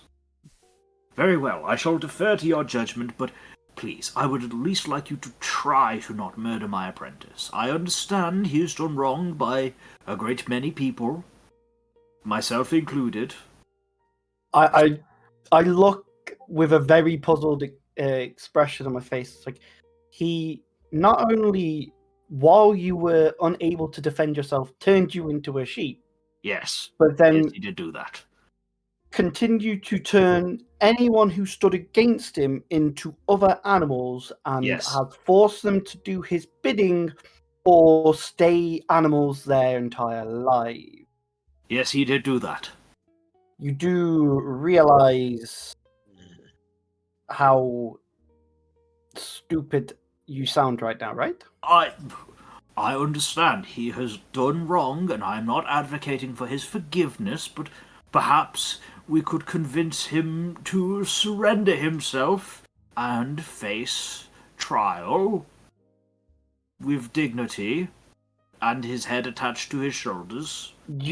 And then I do not have to clean blood out of the floor of my towers.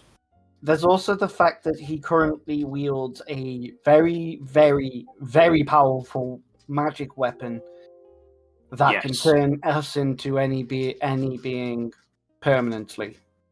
Yes. If we attempt to try and get him to do it, you are not sounding very. Your sheep body has definitely turned you, given you a Look sheep at me! brain. I have eaten so many wizard herbs.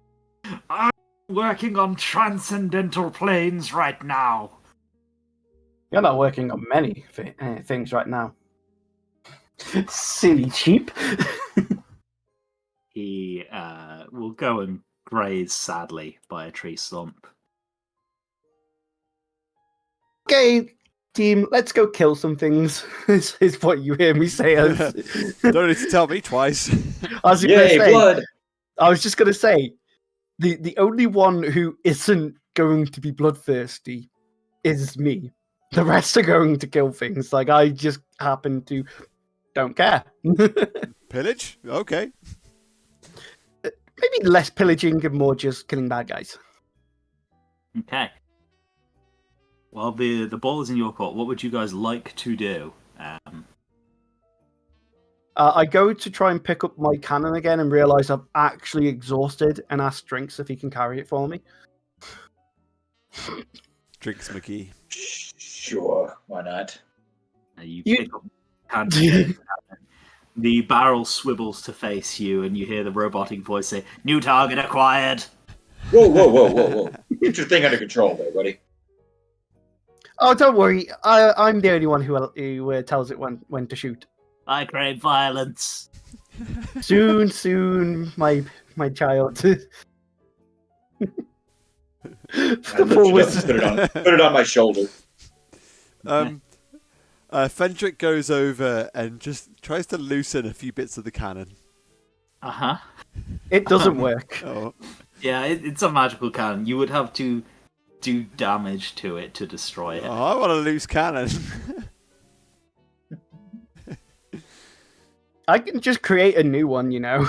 Make it Obviously loose with cannon. the spell slot, but you know. Worth it. Do it. Please. No, because then this one You only disappears. have one at a time, yeah. Yeah, unfortunately. Okay. Can we put the sheep in it? What would the gnome like to do? No.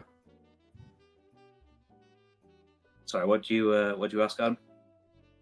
Oh, we can put the sheep in the cannon. Sheep. Fire it. Like one of the. Not launching through the. This there is Just launching windows at the- here, but they're like too high up for you to see much of value through them. So obviously this platform is elevated about 20 feet in the air.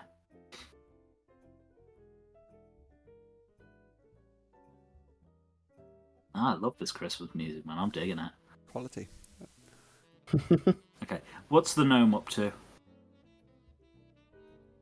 Matt? Matthew! Busy microwaving a fish. Dude, I can't believe he died. Alright. Sorry, I'm here. Sorry. Okay.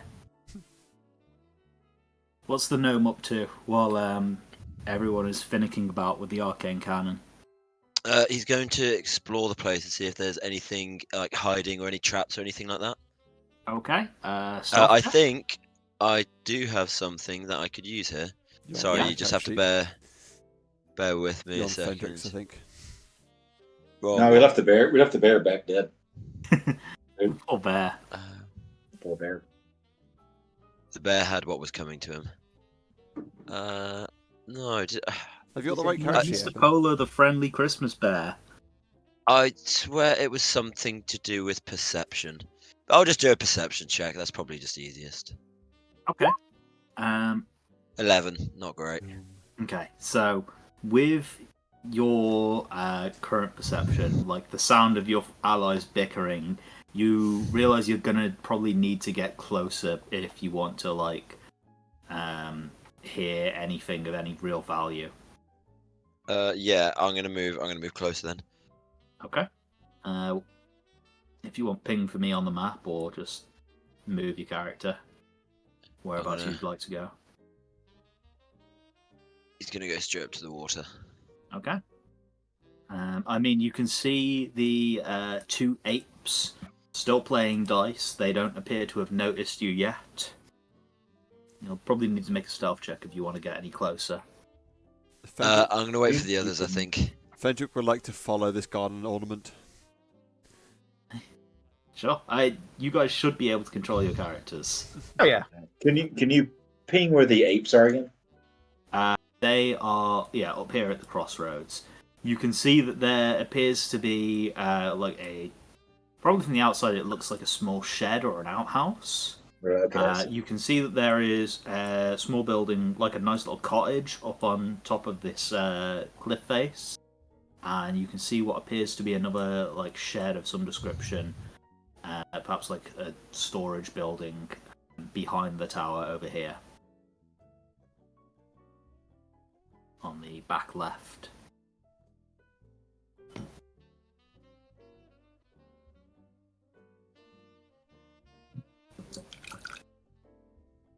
Nice.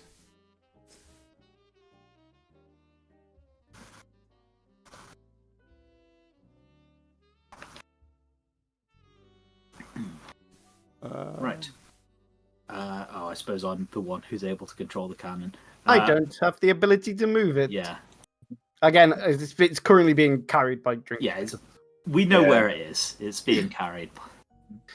It's fine. It's I not a mobile cannon anyway. Unfortunately, not this version. It's a mobile cannon. I could have made it mobile. I just decided not to. Okay. Yeah. So. How heavy is the cannon? I mean, it's not a tiny one, so it can't be handheld. Yeah. But it's small. Okay. It's small in size. I don't know. Probably about the same weight as your sword. Yeah, it would just mean like you wouldn't be like if you would have to drop that to be able to actually use your weapon. Yeah. Okay. I was wondering if I could carry it around with a mage hand, so I didn't actually have to carry it. No, mage hand is I think 10 pounds. Yeah, I thought it was 5, to be honest. And mage hand wouldn't be able to lift it. Okay. Yeah. So you have all approached the water's edge. You hear Finnefer say, "Don't worry, I'll be a little ways behind you, away from the line of fire. There's no piano to hide under here, unfortunately." Which route did you take escaping? Oh, well, you see, the only way into the tower is up on top of the cliff. There's a bridge leading across it. So, in order to escape, I jumped off the cliff into the stream, you see. Sheep actually have a miraculous property that not many people are aware of. We're You can swim? completely immune to falling damage. Nice. Now, why did you jump into the stream? Oh, well, simply because it was south. If I jumped off in any other direction, there was a chance of me being caught. Oh, I thought that if you land in water, it'd be way more noisy than landing on ground. Ah, that's the other magical property that people don't understand about sheep. Is specifically at Christmas time, we make no sound when interacting with water. During the month of Fantasy December.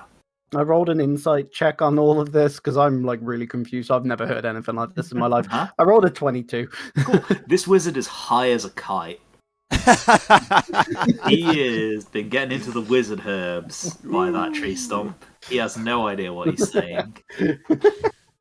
It's like I'm just like, let's just leave the sheep wizard to his grass. I look at the party and like, you sure you want to help this guy? He's been snorting spell dust. Yeah.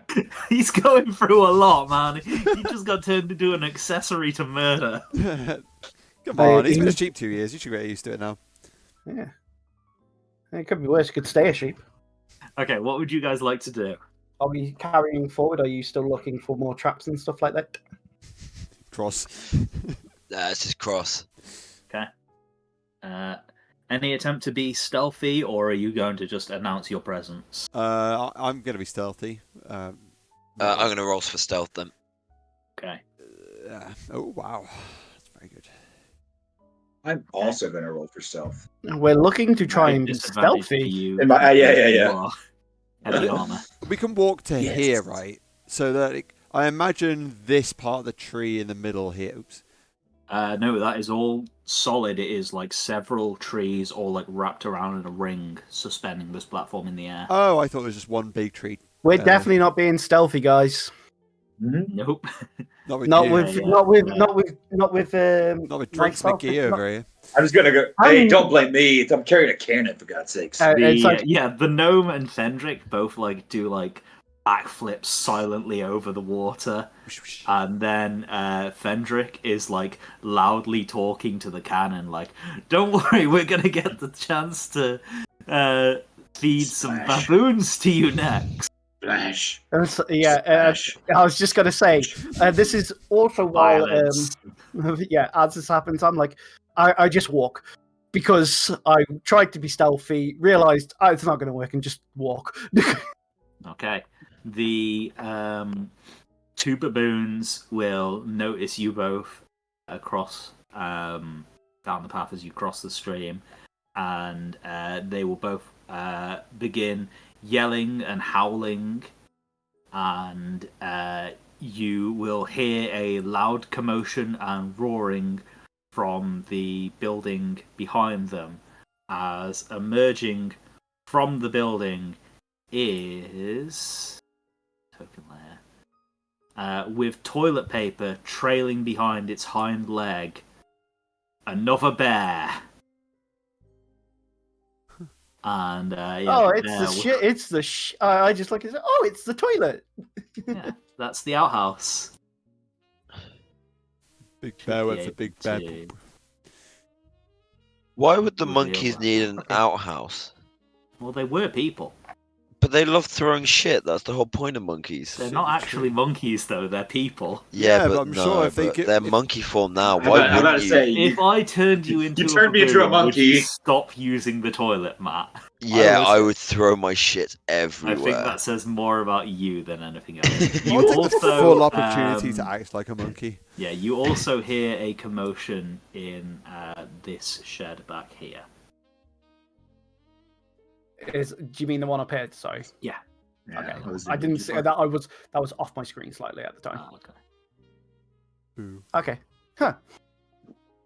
Do we know what we heard, or was it just a commotion? Just a commotion. You hear movement in there, and something has probably heard the commotion out here and is going to come and investigate. Bush. It's like I just look over at them. And it's like, oh, the welcoming party. Big smile on my face. The cannon goes, victims! Only if they attack first, unfortunately, or our friends attack first. I love that the cannon sounds like Cheezoid. So are you guys going to just sort of like approach and see what happens? I don't Is know. that Are your we? plan right now? I just look at the gnome and see what he's doing. I'm hidden. Petrol. You are The hiding. gnome's hidden? What are you doing to break line of sight right now? Are you gonna like dip into these bushes? Are you gonna like hide Yeah. around the cliff face? Well, the perfect thing would be to stand outside the cottage, but I can't quite do that yet. So, yeah, I'm gonna just quickly like dart over. I'm gonna hide in the bushes. How Okay. tall is Check. how tall is the cliff face? Probably about 20 feet from the like river. Could you scale it? Yeah, Sure. there's plenty of like natural handholds there. You could take a turn. I mean, Okay. my character is very strong. Could I throw the gnome? Yeah, sure, if you want to. Yes. Toss me. Would you like to go up there? Toss me. Toss me. Toss me. Toss me. Toss me. Don't tell the elf. Don't you I tell would him. love to. I would love to go up there. I'd love to be tossed. Alright. What do we have to I'd roll? love to be tossed. Make an athletics check for me, please, Adam. Shall I do Yeah. acrobatics? Yeah, see how well you land.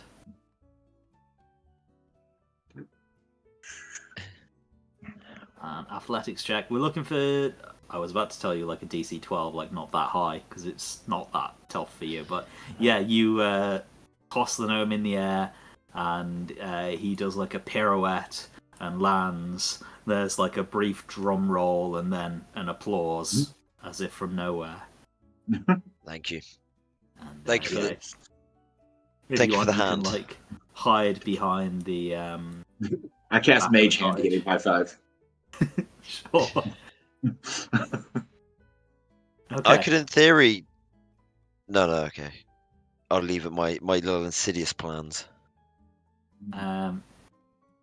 In the meantime, the door has opened here, and another baboon has exited out. And hearing all the commotion outside, there is one more person that has joined, and it is going to be not the young man that you expected, having listened to Finnefer describe him.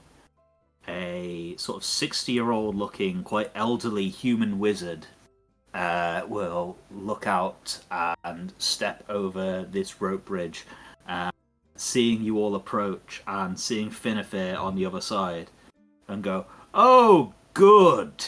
You have returned my property to me. How very kind of you. Wait right there, and I shall have one of my lovely animal associates bring you your reward. Now, if you would just... I see that the sheep isn't tied up at all. I will warn you, he is prone to try and escape sometimes. He's a wily one, that sheep." Yeah, well, most humans don't like to be tied up anyway. Can I make an insight check into what he's just said? Sure. I mean, you know full well that he's lying and that Finnefer is in fact not a sheep at all. Oh yeah, I know that, but like, just about his general. He's like, I'll get one of my people to give you a gift. I rolled in that 20, by the way. Okay, yeah. So I got a 20.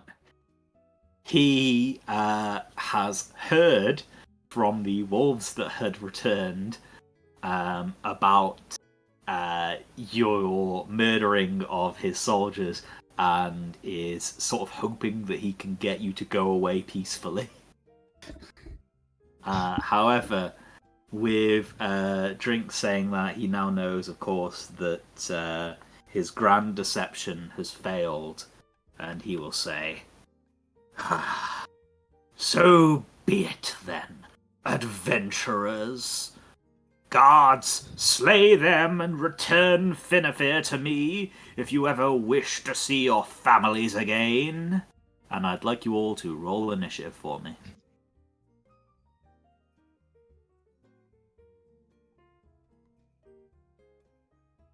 Okay, I rolled mine. Can you get the thing up so I can write mine? Yeah. Yay. Oh, We have all rolled bad. Doing then. great. You love to see it. So they're all going to go first.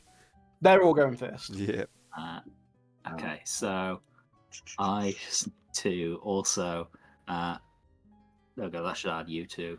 Logan, where's the initiative count thing? It's on my. Oh, there it is. It's now on my screen. It's on my screen now. It wasn't there for a while. I hadn't clicked on it yet.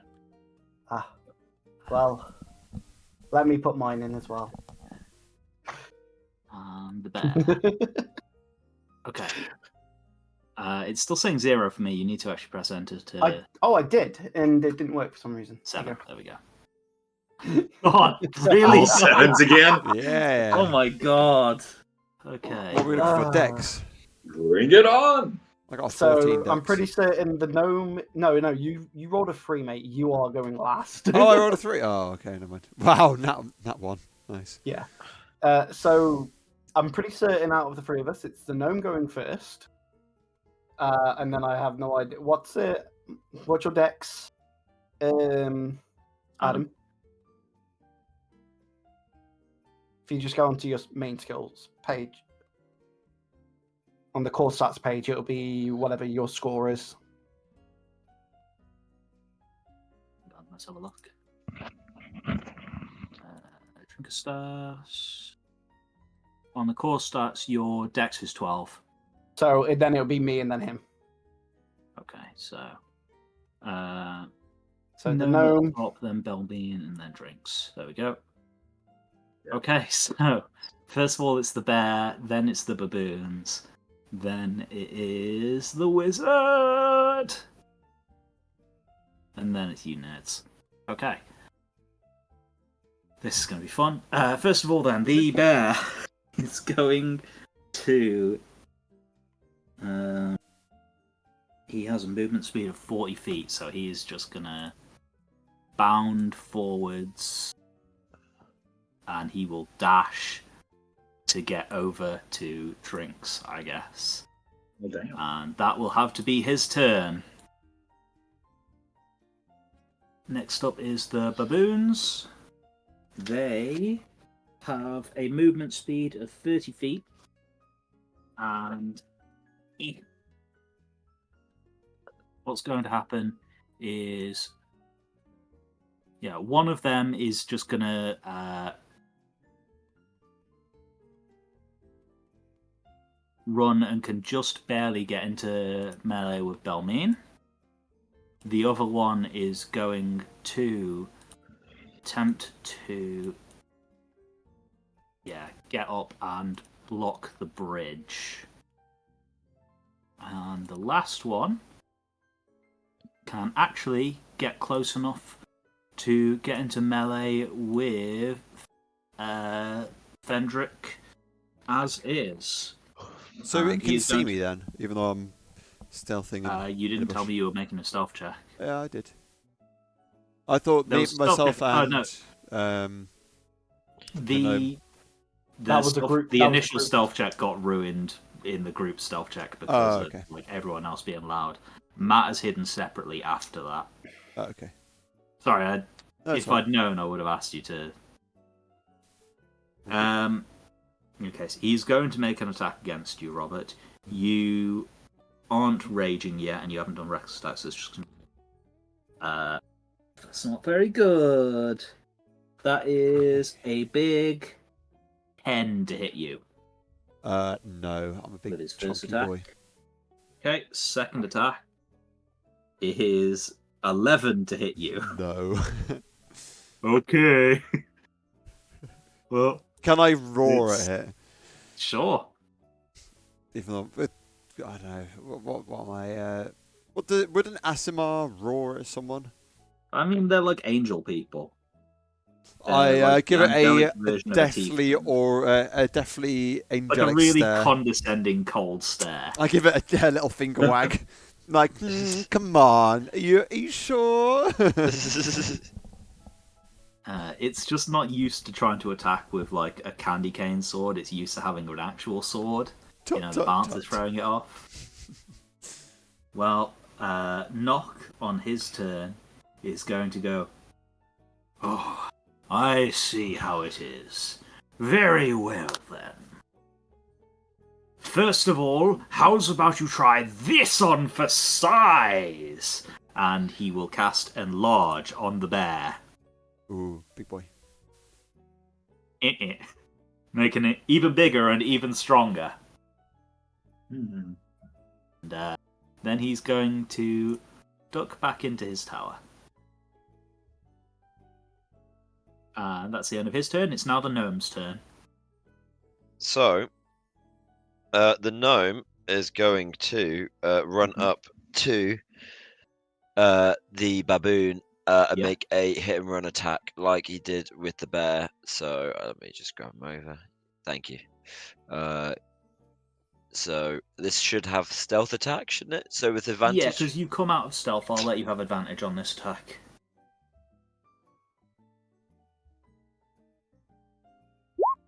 Oh. Roll again. 27 definitely hits. You want to roll sneak attack on that damage? Yeah. Cool. How do you want to kill this thing? I'm just going to decapitate it. He's just going to Okay, do. He's going to get his little stubby legs to jump up in the air, and he's just going to spin himself around and just whoosh. In one fell swoop, instantly decapitate the baboon. It's dead before it even knows the fight has started. You are now looking down the bridge. You are able to see into the main tower. I'm actually just going to reveal all of the fog of war now.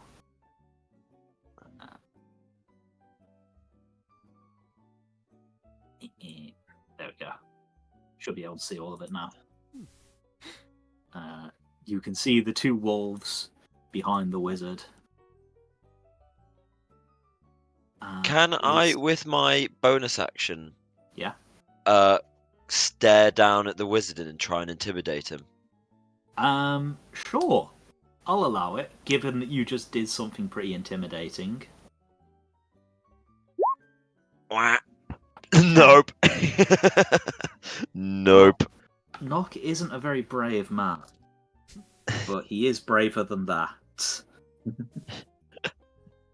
As he will say, "Oh, challenging a wizard.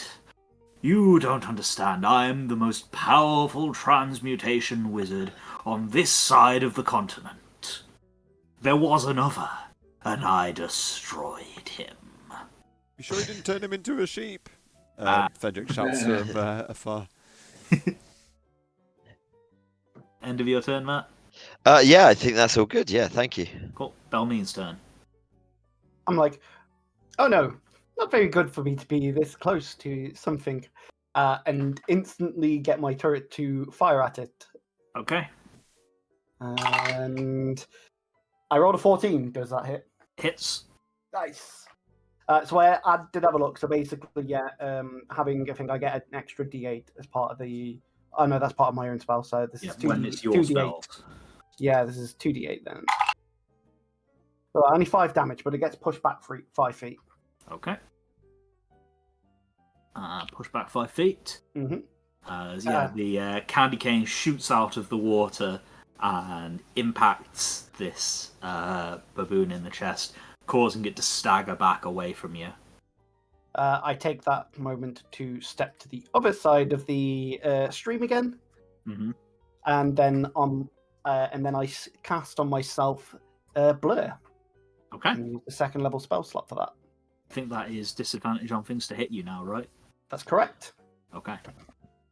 That's my turn. Drinks, it's your turn. You got a big bear next to you. That is a big bear. How does polymorph work? Do they have the brain of a human, or do they have a brain of a bear? Their mind. Yeah, they still So have the brain of a okay. human. Then I will cast Tasha's hideous laughter at the bear. Okay, sure. I want to hear a giggling bear. Ordinarily, it wouldn't work on a beast. I will say, because it's a human. I will allow it to work. I think rules has written it wouldn't, but I don't care. So that's a wisdom saving throw, I think. Yes. Cool. Will a 6 beat that? Sorry, a 7. I'm gonna say no. What's my? Yeah. How do I check that? Say, almost, it's on your spellbook page, but no, it won't be. You've got like a 14, I think. Yeah, 14. Cool. So the bear doubles over laughing and is considered, I think, incapacitated. Yeah, until it either saves on its turn, or is it if it gets attacked? I think it gets to make another saving throw if it's attacked. I'll double check that. But now that it's on the ground, if it does get attacked, you get attacked with advantage, right?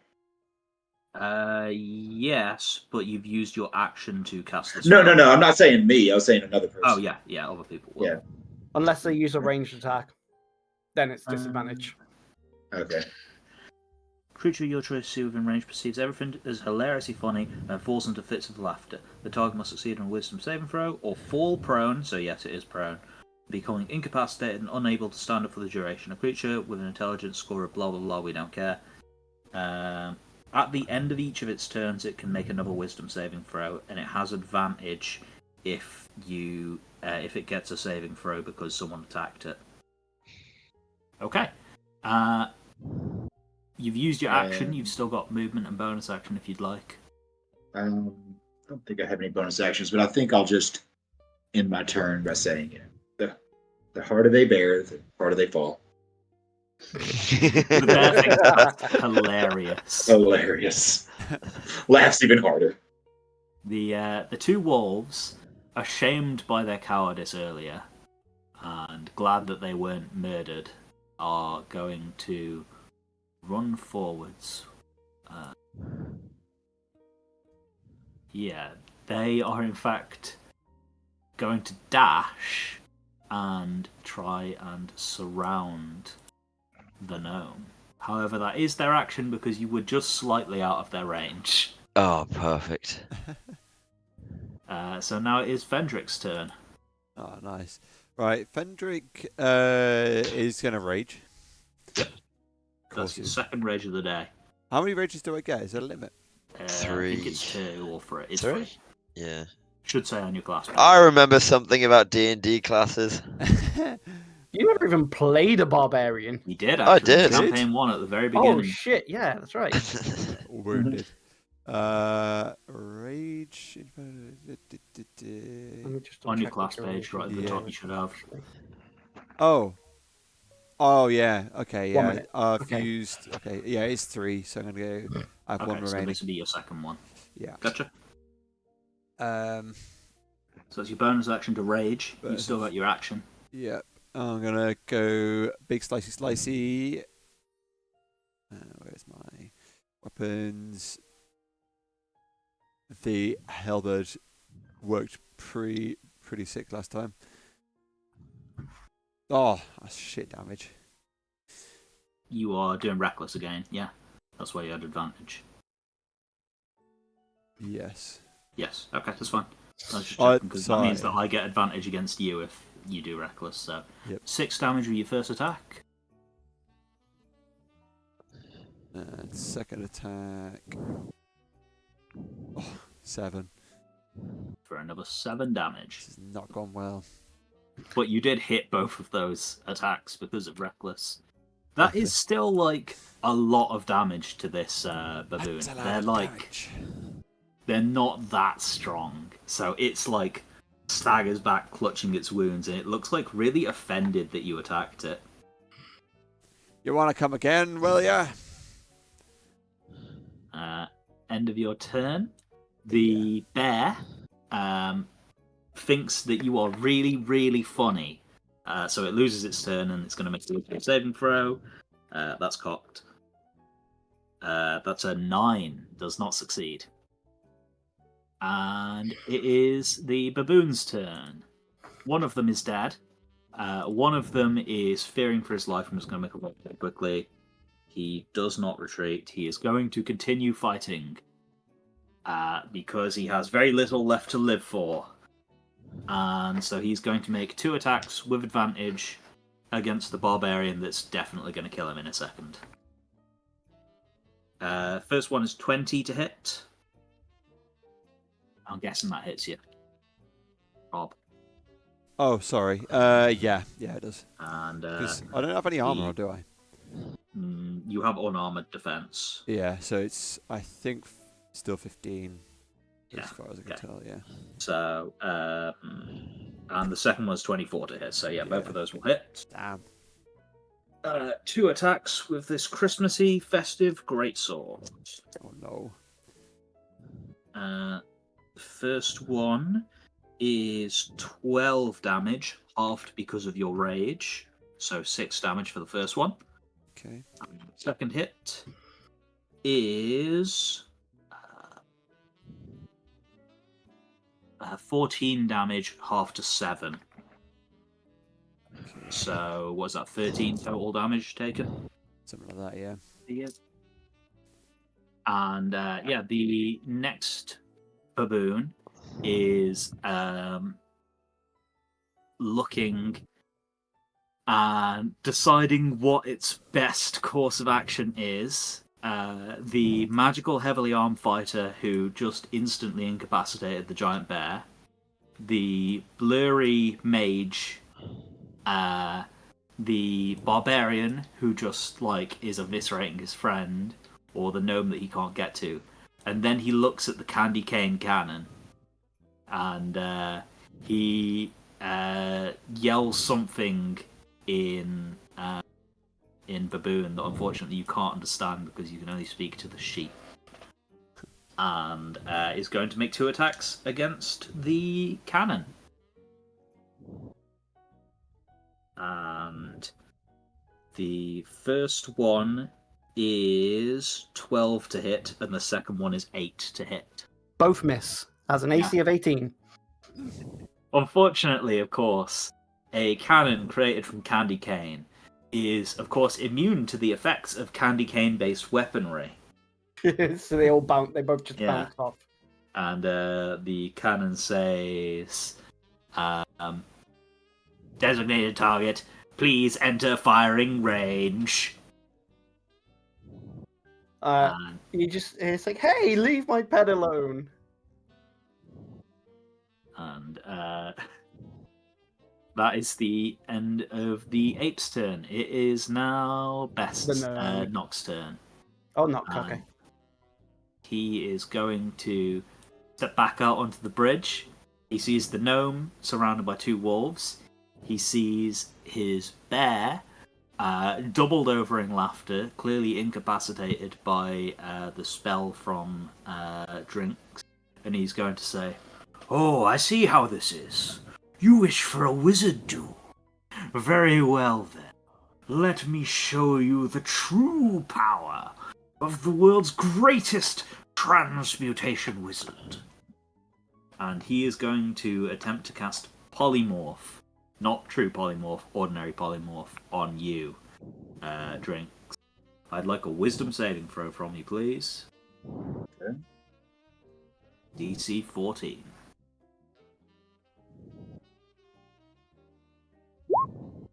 He 18. Damn it! Foil again! I'll get you yet! And he ducks back into the tower. End of his turn. It is now the gnome's turn. So I'm going to disengage, right? And this is Okay, so- either going to work terribly or brilliantly. You got to trust me on this, right? So the gnome, he's had enough. He's going to disengage and he's going to run, and he's going to jump and he's going to attack the bear in like the spinning maneuver. He's going to like jump off the cliff to attack him. Do I get sneak from it because he doesn't know where I'm coming from? You would get sneak attack anyway because you will have advantage on him for being incapacitated. So, okay. Sure, just jump off. I'll give you like a little bit of extra damage from the like sick maneuver. How's that? I'll let you do an extra d6 damage. So Perfect. See if you get a nat 20, but so 10 damage plus sneak attack plus another d6. 12. And then d6. That's 22 plus 5 is 27, yeah? Yep. Okay. I'm just going to quickly roll to see if the bear breaks his magically induced humour. Yeah, with an 18, I'm pretty sure he breaks that now. Yep. So, the bear goes from finding this absolutely hilarious to going, as there is now a gnome hanging from a rapier sticking out of the side of its neck. Little bastard. And, yeah, the bear, you almost killed it in 1 hit. Oh wow. The murder machine never stops. I'll end my turn, thank you. Cool. It's Belmine's turn. Okay. So, paying attention to the fact that the wizard keeps popping in and out, I would like to hold a spell Okay. to attack at him, and I'm going to cast Catapult. Okay. So I think that's like you have to pick like a small object near you and then launch it at him, right? There's probably stones on the floor, right? Oh yeah, there's pebbles everywhere. Yeah, I obviously get a a decent sized one that's a bit chunkier, but still within You get a 1 to rock. 5 pounds. Yeah, essentially a rock. And I prepare it at level 1 to wait for him to show himself again and launch this rock at him as soon as he comes out. So that's what I'm going to do as my action. For my bonus action, I'm going to just get the cannon to attack the baboon in front of him again. It will be disadvantaged because it's in melee. A Because it 15. counts as a ranged. Yep, 15 will hit. Okay. 2d8 again. Oops, dropped one of them. I'll take that though. 11 damage. Still alive, baby. Yeah, that's fine. It's just small damage. And yeah, that will be my turn for now. Okay. Drinks, it is your turn. Has the bear Oh. stood up, or is it just Logan, come out of? He is still technically prone because he hasn't had his turn yet. Logan, Okay. the baboon gets knocked back 5 feet, remember? Thank you. Yeah, he's still prone at the moment because he hasn't had his turn yet. Okay. Kill him. So Kill he's him. disadvantaged then if he's prone. No, I haven't. Advantage on melee, disadvantage on range. Okay. Oh, I see. You say rape him? What? Long stabby What? blade. What? Oh, rape it, not. Oh my Yeah. god. Matthew, were you thinking something? Whoa! Oh my Get your days. mind Yeah, out I, of the I sat there and I was like, what? What? It's God. solidly teen-rated stream. Thank you very much for semi-mature audiences. Jesus Christ. Violence Okay. is allowable. I said pillage earlier. I didn't include anything before pillage. Pillaging is robbing. Yeah, but usually it goes hand in hand Yeah. with and pillage. Yeah. Hand in hand with the other kind of violence. Yeah. Okay. Sorry for the Adam, distraction. Yeah. So okay. I don't know if this is doable. Like, because you have an extra attack, like, can I stab the bear and then throw my sword? Sure. Yeah. You are allowed to split your attack however you would like it. I mean, I would like to stab the bear and then use my extra attack to throw my sword at the ape. Okay. Sure. So, do I get advantage on the first one? Yeah, you get advantage on the first one. You have enough movement that you could just melee attack the ape. That's not as cool. Okay, sure. You can throw it. I I'll won't throw it. even give you disadvantage because it's technically not a thrown weapon, but I'll allow you to do it because it's kind of cool. Okay. Well, alright. Super. So the first one. First attack is with advantage against the bear. Yeah, 14. you kill him. You are describing how you just put this poor bear out of its misery. It didn't get to do a single thing. Yeah. I mean, I'm gonna just give the assist to the gnome on that one. It shrinks back down to ordinary bear size. Thank you. You just like grab the back of the gnome's sword and just like shift it slightly. Yeah. So just like severs the windpipe or something. The bear just like flops over and gives up. And then what would I do to pull out of pull out the sword and then throw it at the ape? What I'll just say would make that be? a normal attack roll. Okay. A 12 is just enough, actually, and 15 will definitely kill the ape, who has 2 hit points remaining. Damn. That's fucking sick. Dude. And then do you summon your sword back?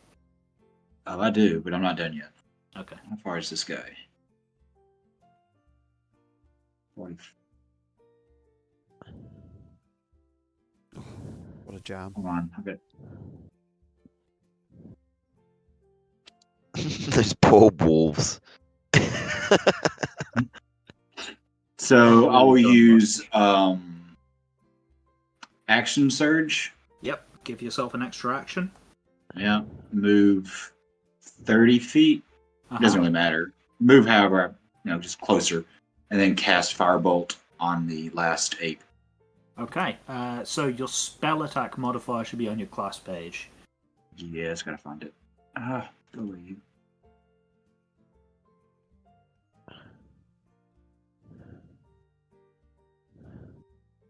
So, oh yeah, you taught me through that, but I've already forgotten what I did.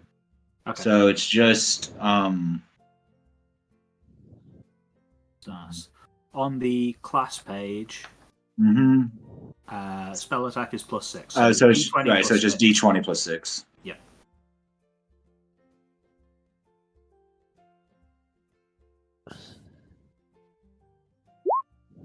19 will hit. 19. And so you're casting Firebolt, right? 2d10 fire damage for me, please. He has 6 HP, so 13. you kill him.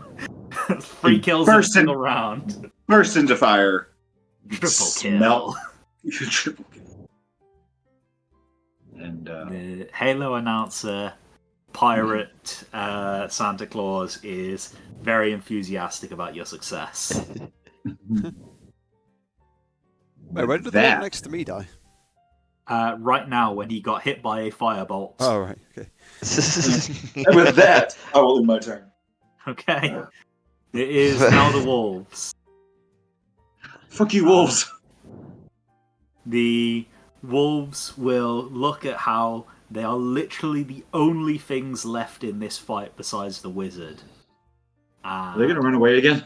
I'm going to roll for them. Don't be cowards. they're not stupid, they're human. And they're not very loyal humans either. Okay. Fight us like a man.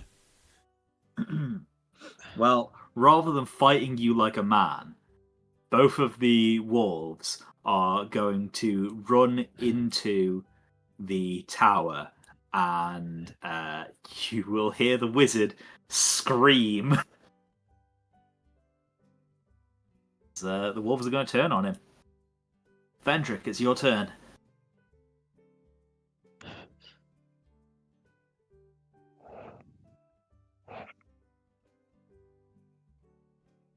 You gonna do something, Robert?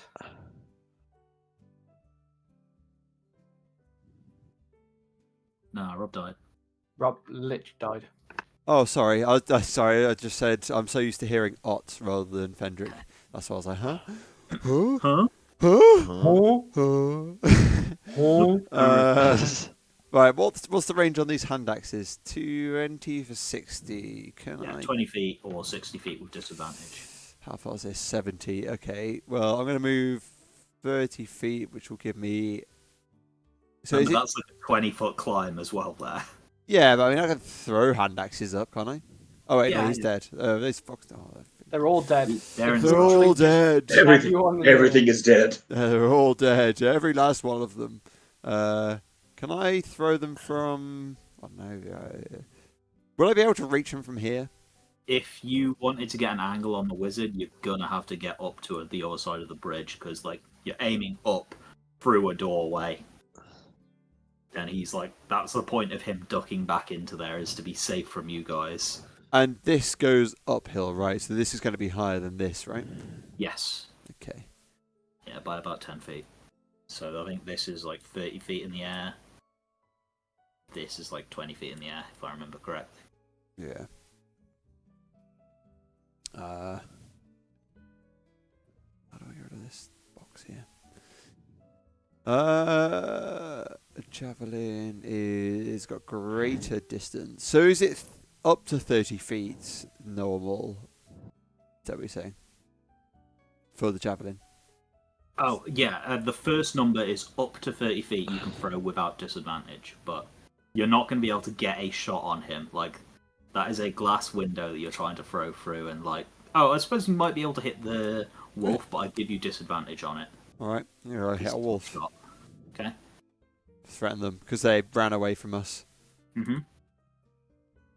Is it there or there? Can I stand on the log? Will they give me any? It will not. Damn it. Okay, well I'm gonna stand there anyway. Okay. Screw you. Throw javelin with disadvantage then. And so can I make it normal if I'm using whatever the ability was called? Reckless. Okay, so rules as written, you have to declare reckless beforehand. I'm doing this the way it works in Baldur's Gate, where you can choose after you've rolled. Because I like the way it works in that game. Okay, well I'm going to throw it recklessly anyway, because I imagine that can make that will balance out the disadvantage. Yeah, so I'm going to do that. It's just a normal roll. Normal weapon, javelin, standard. 21 hits for 7 damage. Yeah. Does it shatter the window? Or Yeah, magic it can shatters go the through? window. Okay. Yeah, there's shattered glass there, and you hear the wolf yelp in pain. What does the javelin return to me? I'm gonna have to go collect It's that. an ordinary, non-magical javelin. Damn. Okay. Well, it's there. Get that, lady. Taking out a wolf. You've got 1 remaining, I guess. Well, we can say you collected the other 2 off the bear before you left. Oh yeah. So you've got 3 remaining. That's all right. Okay. End of your turn. Yeah. You've moved 30 feet. You've used your action. Cool. What can I do as a bonus action, really, in this situation? Not a whole lot, right? Really? Okay. I'm sure there was some subclass things that we've been forgetting, but yeah, no, sorry, carry on. I'm not an expert. I can just about, control my own characters. Okay. Anyway, in the meantime, the now very upset and surprised wizard is going to realise that he's quite outmatched and in quite a desperate situation. I'm just going to check what this spell does.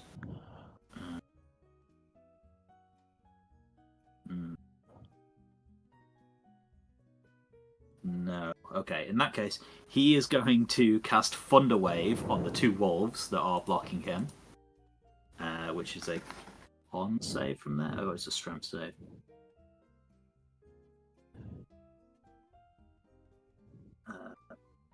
Thunder Wave is a Constitution save.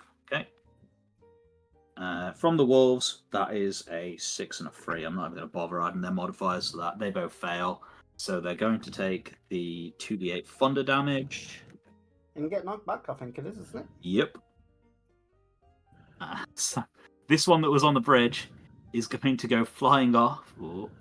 Is going to take 2d10 falling damage. Probably dead. And he's just dead. That's what you get for betraying your master. Yeah, he's super dead. So does the other one get shoved into a wall, or does he go through the broken window? He would get shoved into a wall. However, he only had 4 hit points remaining. So he is also dead.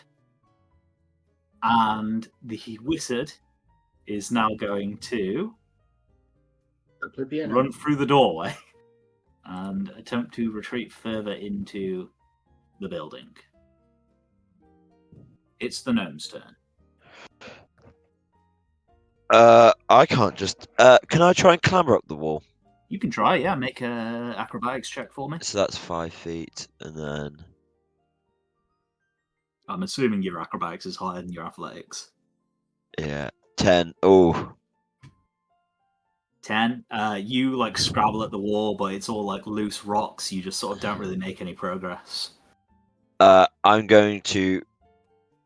Ooh, what should I do next? Actually, sorry, you might need to give me a second to figure out. I was just going to clamber up the wall, but. What does Pelmean want to do in the meantime then? I'll just move closer. So I've already lost 5 feet of movement, so it's only to under the bridge. You can dash. And then you can dash again as a bonus action. Did I not use that? Did I not use my action on the acrobatics? Nah. Right. I'll I'm not gonna like mess you around on that because we've already. I can dash to here, and I'll call that the end of my turn. Okay. What's Belmean doing? Well, I'm a bit annoyed that the wizard didn't come back out. Well, so he planned on doing it. Basically, I'm like, stupid wolves, mess everything up, and I'm going to.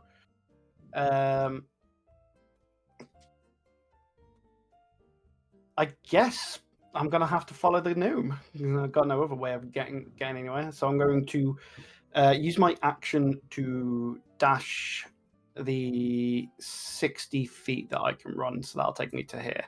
Okay. Are you gonna leave the cannon where it is, or? The cannon can't move. Yeah, but you can pick it up on the way past. No, because I would more than with my strength, I'd more than likely hamper myself and force myself to not be able to carry it. So I'm just like, leave it there. I basically like, if he pops out, you can shoot him from here. Okay. Sure. Drinks. That makes it your turn. Oh, that's right. How tall are these windows? About 30 feet off the ground. Okay. You could try and like climb up the side because it is like a tree. You could try and climb it to get up to the window. Just peek in. Hello. But Throw the cannon through a window. yeah, possibly. I'd need an athletics check from you. It would be Yeah, I kind of want to just try climbing because you said one of the windows are broken, right? yeah, this one is. I'd say if you used your action to dash and then made a successful athletics check, I'd let you just about get into the window. Okay. Let's try it. Why not?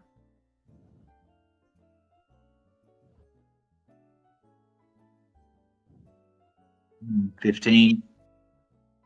Yeah, sure, well, that's just about Yeah. enough. Like, it's your Yeah, just full come on. turn to like climb up this tree as like everyone else is taking the long way around. You like cut your hand a little bit on the broken glass. You see the one wolf like smashed up against the wall. The javelin that was stuck into it is now actually pinning it against the wall. But you are able to climb into the wizard tower.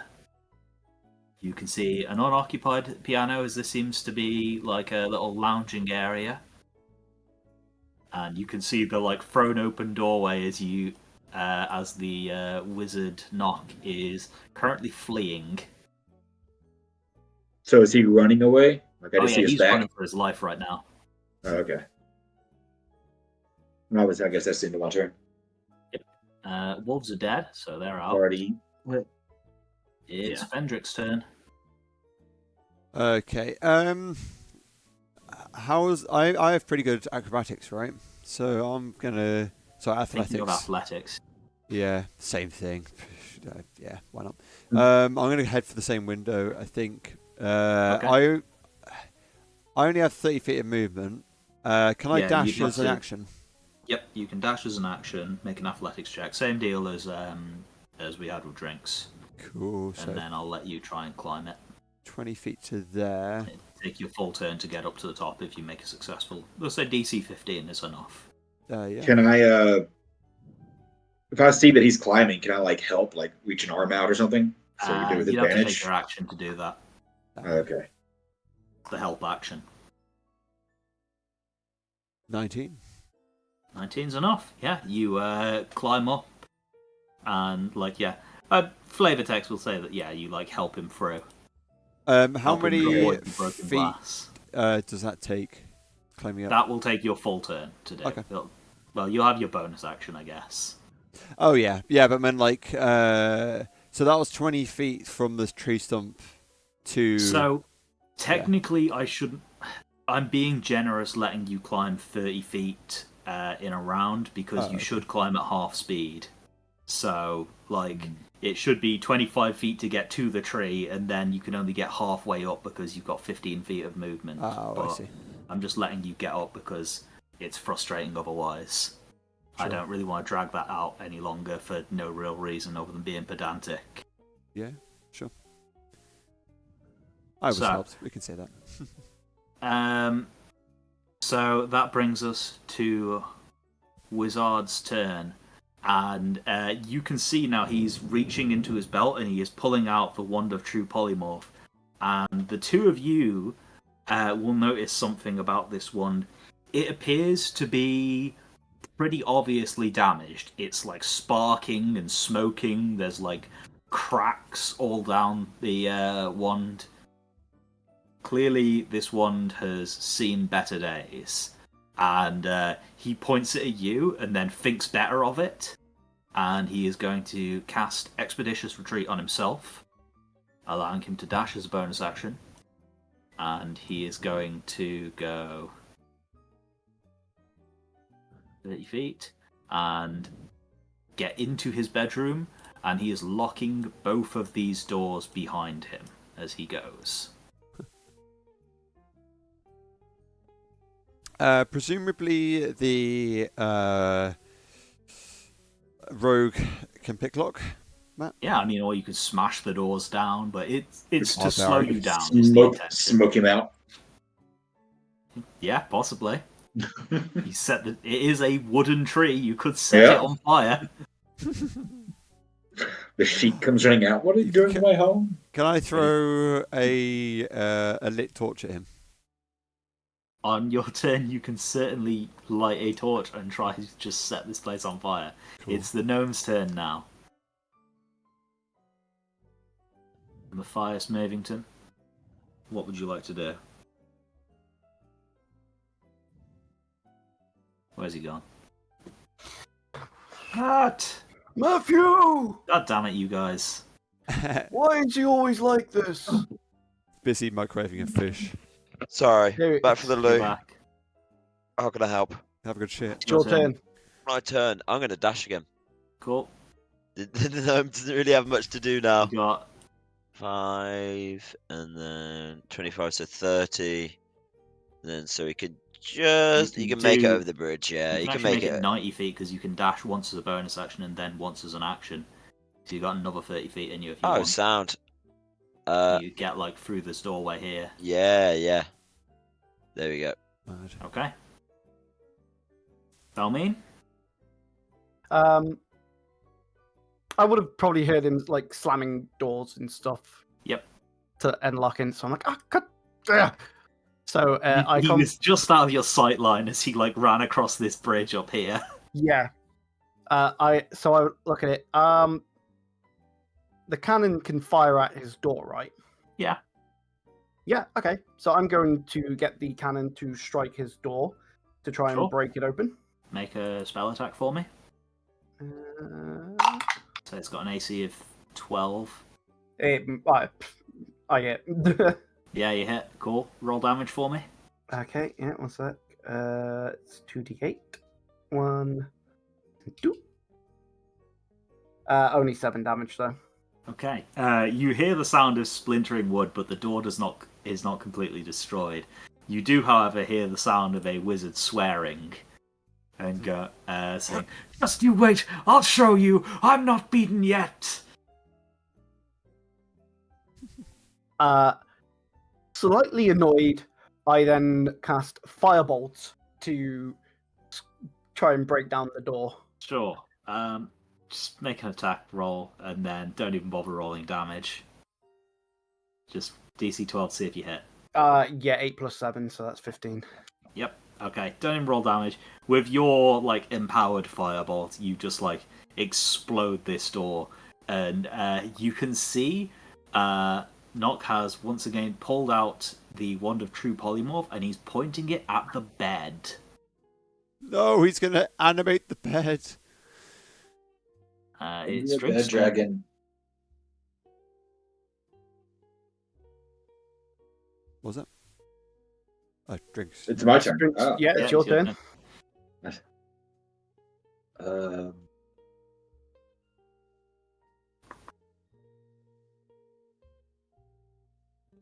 Just go play piano.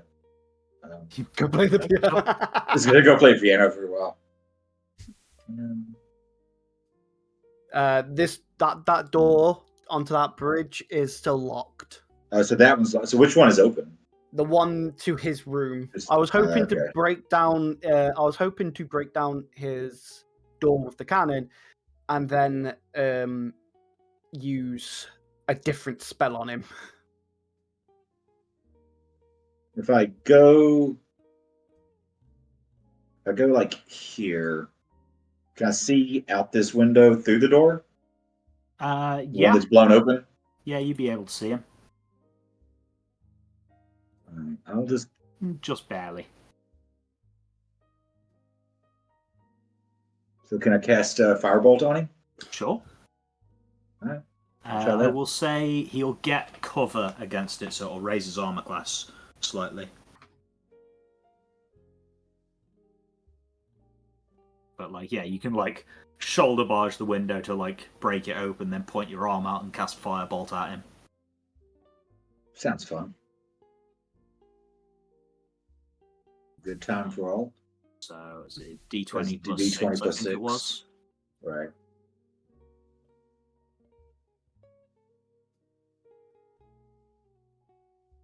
$24. Yeah, that'll hit him with his raised AC. So Right. 2d10 fire damage.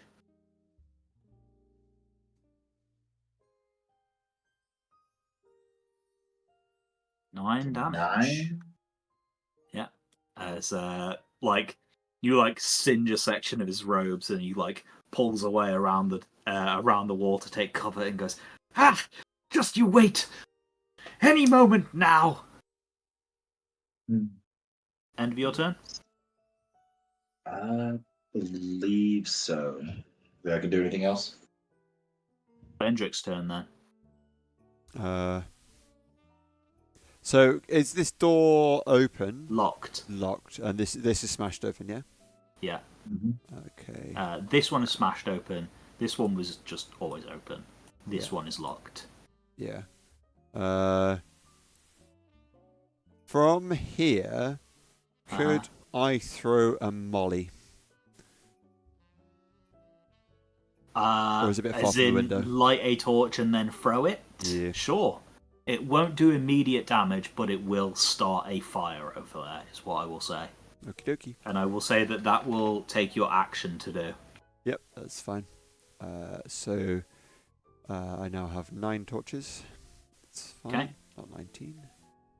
And yeah, it's beginning to catch, and you hear him go, "Oh, god damn it! I have to live here, you know, after I kill you all." After you kill us all. Okay. Oh, sorry, I need to move my guy. What did I say to? I think I said there. Cool. That's my movement, action, and yeah, I can't really do anything for bonus action. So yeah, that's my turn. Okay. It is now the wizard's turn, and you remember what you said about bed dragons? Yes. I'm going to read this description directly from the game because it's awesome. A beast that looks like a dragon, carved from wood, with billowing bed sheets for wings and a tail that ends in a soft pillow. He will mount the bed dragon, and they will fly back into the living room where you have fortunately gathered. You're welcome. The bed dragon, as it crashes through the ceiling and enters into the living room with you, is going to use its breath weapon, Splinter Breath. The bed dragon wormling sends out a shower of wooden splinters in a 15-foot cone. Each creature in that area must make a DC 13 dexterity saving throw. So that would be the 3 of you who are in the room. You say dexterity saving throw? Dexterity saving throw, please. Okay. My dex is nice and high, so save. DC 13. Oh, I pressed the save button. It didn't do anything. I did not pass. Press it. Oh, sorry. It's because my little window appeared. There you go. 19. 19 succeeds. 9 does not. Matt, I'd like a dex save from you, please. Yep. And I need to pull up my dice app because I don't want to roll 76. Oh. What'd you get? 13 is just enough. So, both Fendrick and the gnome will take half of this, which is 20 damage. So 10 to the gnome and 10 to Fendrick, and 20 damage to Drinks. As the bed dragon opens up its gaping maw, revealing splintered teeth as it just exhales a shower of wooden shards that embed into your scales and skin. Fendrick hides behind his wings, and the gnome ducks behind the door in order to avoid the worst of it. But unfortunately, Drinks is just showered with nothing to take cover behind. And now it is Nox's time to shine. He will cast. Yeah, let's make it a second level Thunder Wave as he moves to the front of the dragon and blasts the three of you with a second level Thunder Wave. I'd like a Constitution saving throw from each of you, please. Okay. Another AC thing I'm 14. proficient in. Yeah. A what? That one. Shite. I'm using my inspiration. Yeah, that's a good idea. Yeah. Matt, one from you as well, please. 22. That's more like it. There you go. Did it not go That's it. through? Oh, sorry, it did. Yeah, 20. Oh, Thank shit. you. Sorry. So, No, it's there. Yeah, it's there. So- So all three of you succeed, so you will all take half damage and not be knocked back by this, but you are still going to take 3d8 thunder damage. Oh, Well, Jesus. half Just of going to be 3d8. Or- Yeah. So that is... Wow, 5 damage after it's been halved. I did not roll good on that. 5, thank God. And yeah, he's going to go, take that! Oh, that didn't do much.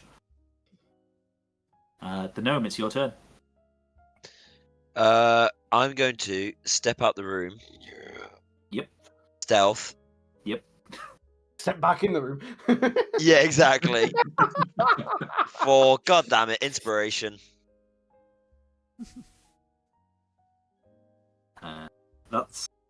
That's better. I will roll. I don't think the bed dragon wormling is very smart. Yeah, well, it's 8 intelligence, but the wizard is significantly smarter. Okay. With a nat 19, he sees through your stealth, but you could aim at the wormling and still get a sneak attack or allow the dragon. Yeah, I'm gonna go for that then. If that's the best I can do with this situation. Sure. So let's do 2 stabs, yeah. Yeah, 1 stab. That's not But not with great advantage. damage. Just roll again, see if you get a nat 20. Nope. So 6 better for that sneak time. attack.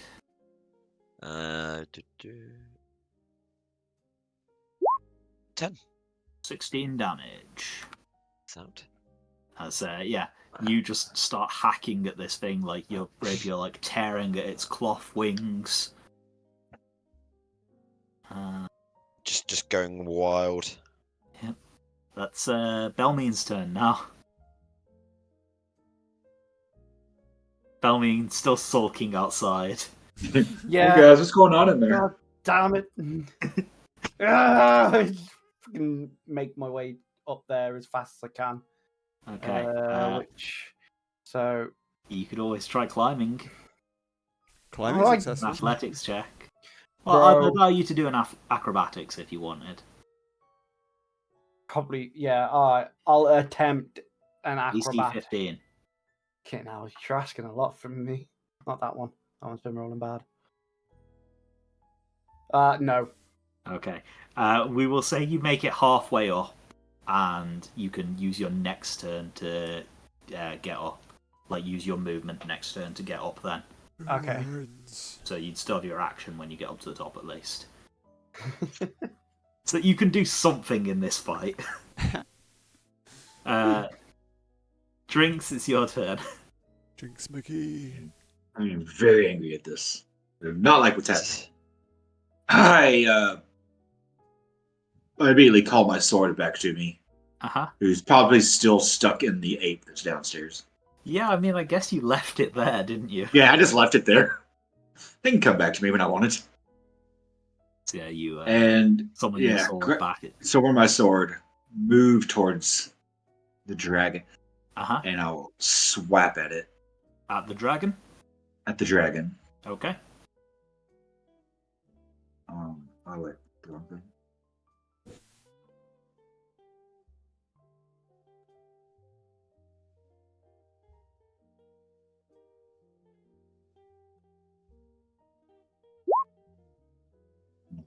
Hits with 11 damage. Use my extra attack. Do it again. Hits for another 10 damage. And then I'll use my bonus action to use second wind. Okay, and I think that's a self-heal, isn't it? Yeah, 1d10 plus my fighter level, which is what, 5? Yep. That's the one. Shut your mouth. Yay. Oof. Called it. Oh, that's painful to see through a heal. You hate to see it. God. Yeah. You do hate to see it. The minimum healing he could do from it, and he heals the minimum. Oh. I know that feeling too well. Playing Baldur's Gate. Sounds about right. And I guess I will die. Okay, end of your turn. It is Fendrick's turn. So which are we attacking first, the dragon or the whatever his face was? That's up to you. I will say that the dragon is like trying to defend him, so any attacks against him would have disadvantage. But okay, yeah, I'm gonna go. You're doing decent damage to this dragon. I'm gonna maintain attacks on the dragon. I'm keeping my halberd. I take it when I was coming back in. Was it? When you were coming back in, yeah. When I was coming back in, I picked up my javelins. Take it. I mean, you should still have 2 remaining because you threw 2 at the first bear in the tavern. You collected them back. Yeah. You threw 1 at a baboon and you threw 1 at a wolf. So you should. You had 4 to begin with, didn't you? Yeah. Yeah. So you've used 2. You still got 2 javelins. Okay. Yeah, no, that's fine. I'm going to use my halberd. Okay. I'm going to, what was it? Not rage, but reckless attack. Reckless. Okay. Because funds and games is. That is good. Oh, yeah, rage again, so yeah, drop that down to 0. Wait, do I need to rage again, or am I still in rage?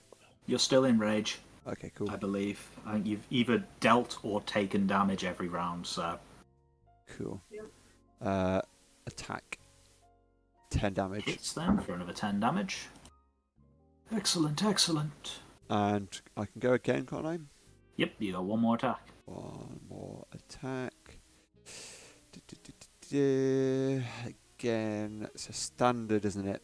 Was it advantage? Advantage. Advantage. Get another 11. Okay, yeah, this dragon is looking beat up. Yeah. However, it is the dragon's turn. Adam, I'd like you to roll a d6 for me. Yeah. On a 5 or a 6, he gets his breath back. Oh no, don't roll high. Oh, how about that? You hate to see it. Okay. Well, in that case, the dragon, I don't think... Yeah, you know what he can do? He can take 1 step over, and I think that way he'd probably be able to get all 3 of you in cone again. Doesn't he walk outside of the... Yes, he will take an attack of opportunity from Rob. Yeah. But he will just about be able to get all 3 of you. Oh, wow, yeah. Really? So that is. It's busy shattering everything on that table, though. Oh yeah, it's like crawling over like alchemical implements, like potions are spilling, straw sulfur! bursting into flame. You're making a real wreck of this place. In the meantime, the bedroom is an inferno right now. Yeah, I was going to say, I might throw another. Funny. It's probably not an inferno yet, it's only been a few seconds, but it's definitely like the fire is catching now. Yeah. But yeah, so dexterity saving throw from all three of you again, please. Yep. Dex save, normal, 21. Success. I got this. Yep. 6 and 9, huh? Oh. Alrighty. 29 damage to Drinks and the gnome. And 29. Glad I rolled that 6. if you want to use your inspiration, you can re-roll. Did I use my inspiration earlier? I don't think you did. No, I don't think you did. Okay, The only yeah. I'm person gonna... who's used their inspiration right now has been yeah, Rob. Alright. Yeah, I'm gonna use my inspiration on that. Okay, both of you re-roll then, please. Okay. Why don't you go lower? Yep. Oh my days! You both Adam, how rolled kind worse. would you like me to be? Don't be kind on me. I don't Actually, think- no. I possibly can do something.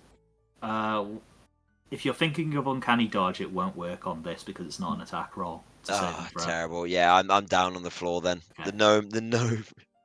So a second gnome has been hit. Gnome is down. Are you unconscious? Oh no! Gnome is down. His murdering Drinks. bloodlust got him. Do you have Indomitable? Is that a skill that you have yet? I don't know when No. you get it. No, it's not. Okay. So, unfortunately, not a lot you can do there. 29 damage to both Drinks and the gnome. But I will say, if I didn't have that extra 6, I would also be down. Wow. And 4 That 6 damage saved me. to... really? Wow. 14 damage. I think it's half of 29, right? 14? Yeah, 14 Yeah. damage to the Barbarian. Barbarian. Andric. We'll say 14. Yep. And then it is Zed's turn. And yeah, the wizard, seeing weakness in his enemies, he is going to. Oh God, what's gonna do?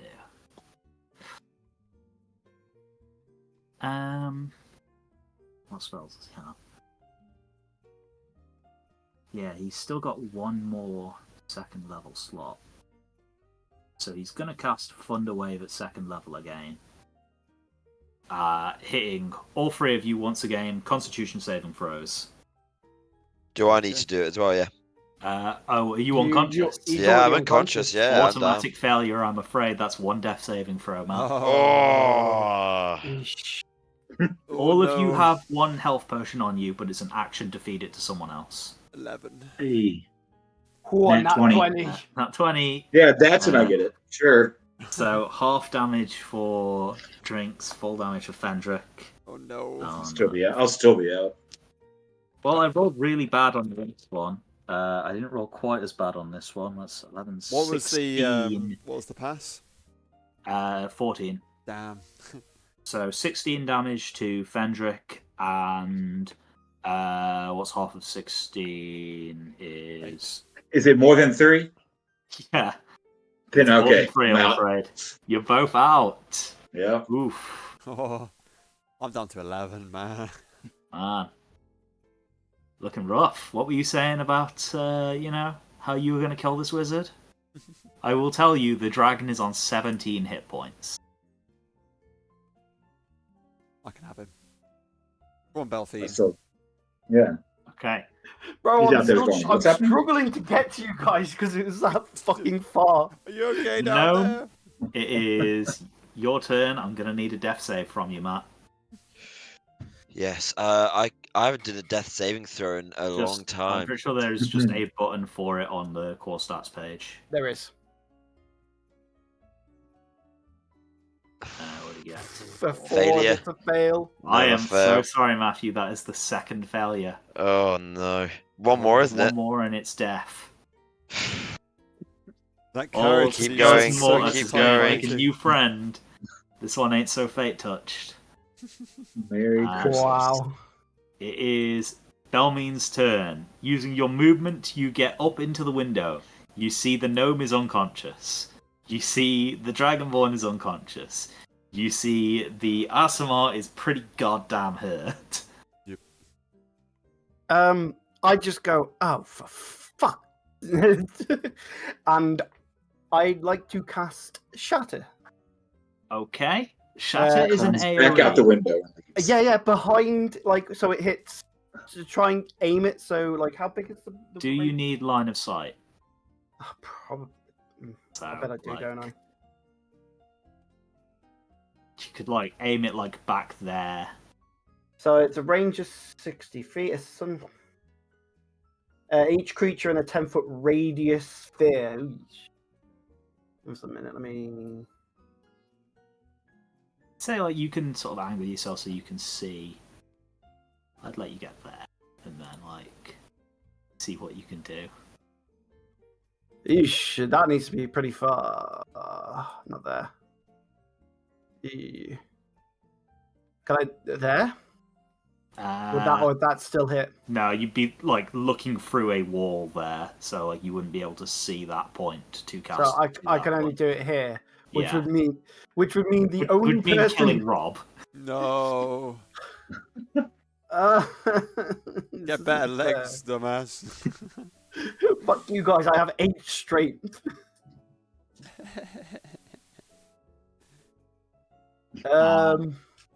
Would you like a suggestion from me? Yeah, go on. You don't have to do this, but you could always summon a defense turret. I think you can, like, drop it somewhere within, like, 30 feet of yourself, can't you? I don't think you can. I think you you not? have to build it. You know, you build these things. Let me check. I thought you can just use a spell slot to make another I can make, yes, I can, but you're technically building it. one. Let me double check. Within 5 feet of you. Within 5 feet of you. Yep.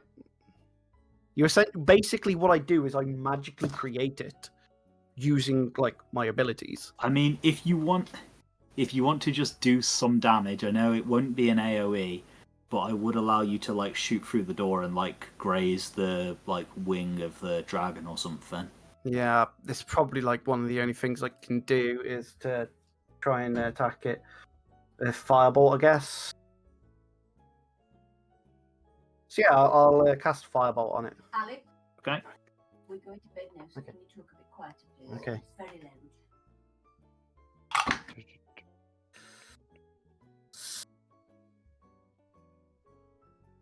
$15 to hit. I'm really sorry, Alex. It's 17 AC. No, sorry, Inspiration. it's 16 AC, actually. I'm using inspiration Okay. because it's 17 hit points, 16 AC. 19 plus 7. I finally hit it. Hits It's 2d10 plus 8. plus a D8.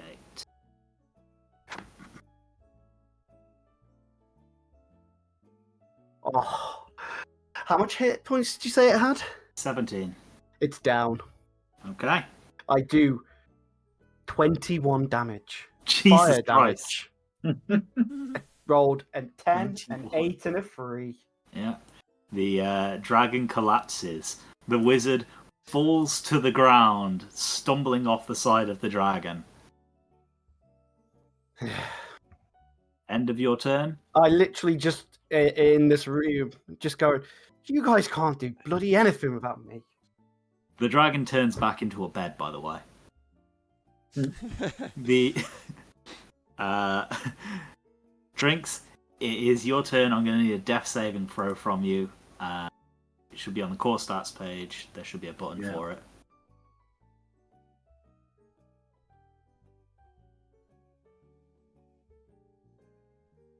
No, it's here someplace. Should be in the bottom right. Ah, 16 is a success. Mark 1 success. yay. And Fendrick, it is your turn. 2 Alright. unconscious companions, 1 prone wizard. He's prone. Attack him. It's advantage. For fuck's sake. Kill him. Kill him. I swing my halberd. Oh, sorry, Okay. that's meant to be with advantage. Just roll again. Yeah, you will have advantage anyway because he's prone. So, 15 Fucking hell. damage. Does that hit him? Really? A 12? Oh, sorry, it does not. You're right. Oh no, 12 is exactly his AC. Exactly God. lethal. 15 damage as well. Is he still raging by any chance? Yes. I've been attacking. Yeah. Okay. So the breath weapon what does that get counted as? Good question. Piercing damage. So actually, yeah, He you would have should been taking the half damage whenever he failed and quarter damage whenever he was saved throughout the entire of that fight with the from the breath weapons. You are right. How much did the breath weapon actually do to Rob? I think it did like a combined 12 points of damage to him. Okay. Because he saved both of his things. It might have done more than that. It might have done I don't know. I saved the 20 dex points ones, damage. just not the Yeah. one of the con ones. Do you want it? Con saves your rage wouldn't have protected you from because that's thunder damage. But Yeah. if you want, you can give yourself another 10 HP. Probably it'd be somewhere. That'd be somewhere within the region of correct. Oh, okay, cool. I'll take it. Not feeling so hurt after all. That is your 2 attacks. The dragon is out. As 2 attacks. Wait, no, that was just Oh, one sorry, one yeah. advantage. You get So- another attack. Sorry, yeah. Yeah. Go for it. With advantage again. Yeah, I'll do it with advantage this time. Albert. 13 damage. Oh. Okay, well. It is the wizard's turn. Not dead yet. He Oh, you're not dead. has 18 hit points remaining.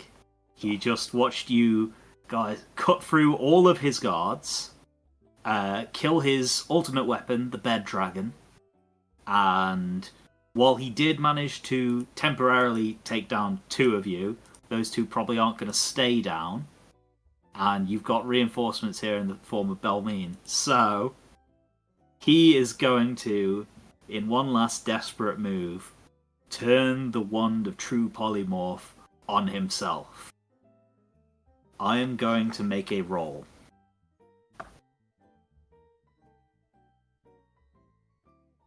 So it is a DC 17 to see if he successfully uses the wand on a creature.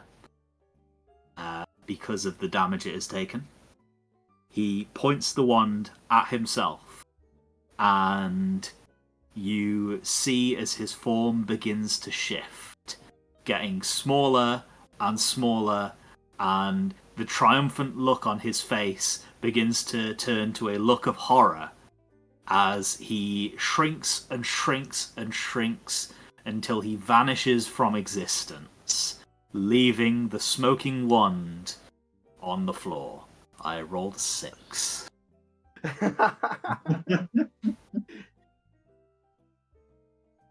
And you're out of initiative. Well, actually, no, you're still in initiative because you've got 2 people who are down. So, it's the gnome's turn.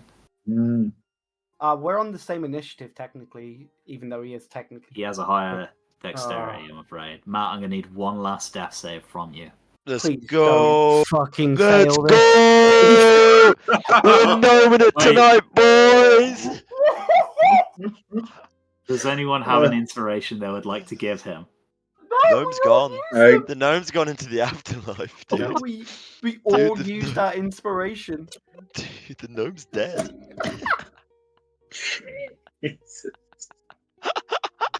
No, God, not the gnome. Just as quickly as he was brought into this world, he was absolutely eviscerated from it. Why do I always kill Matt? Because you rolled bad.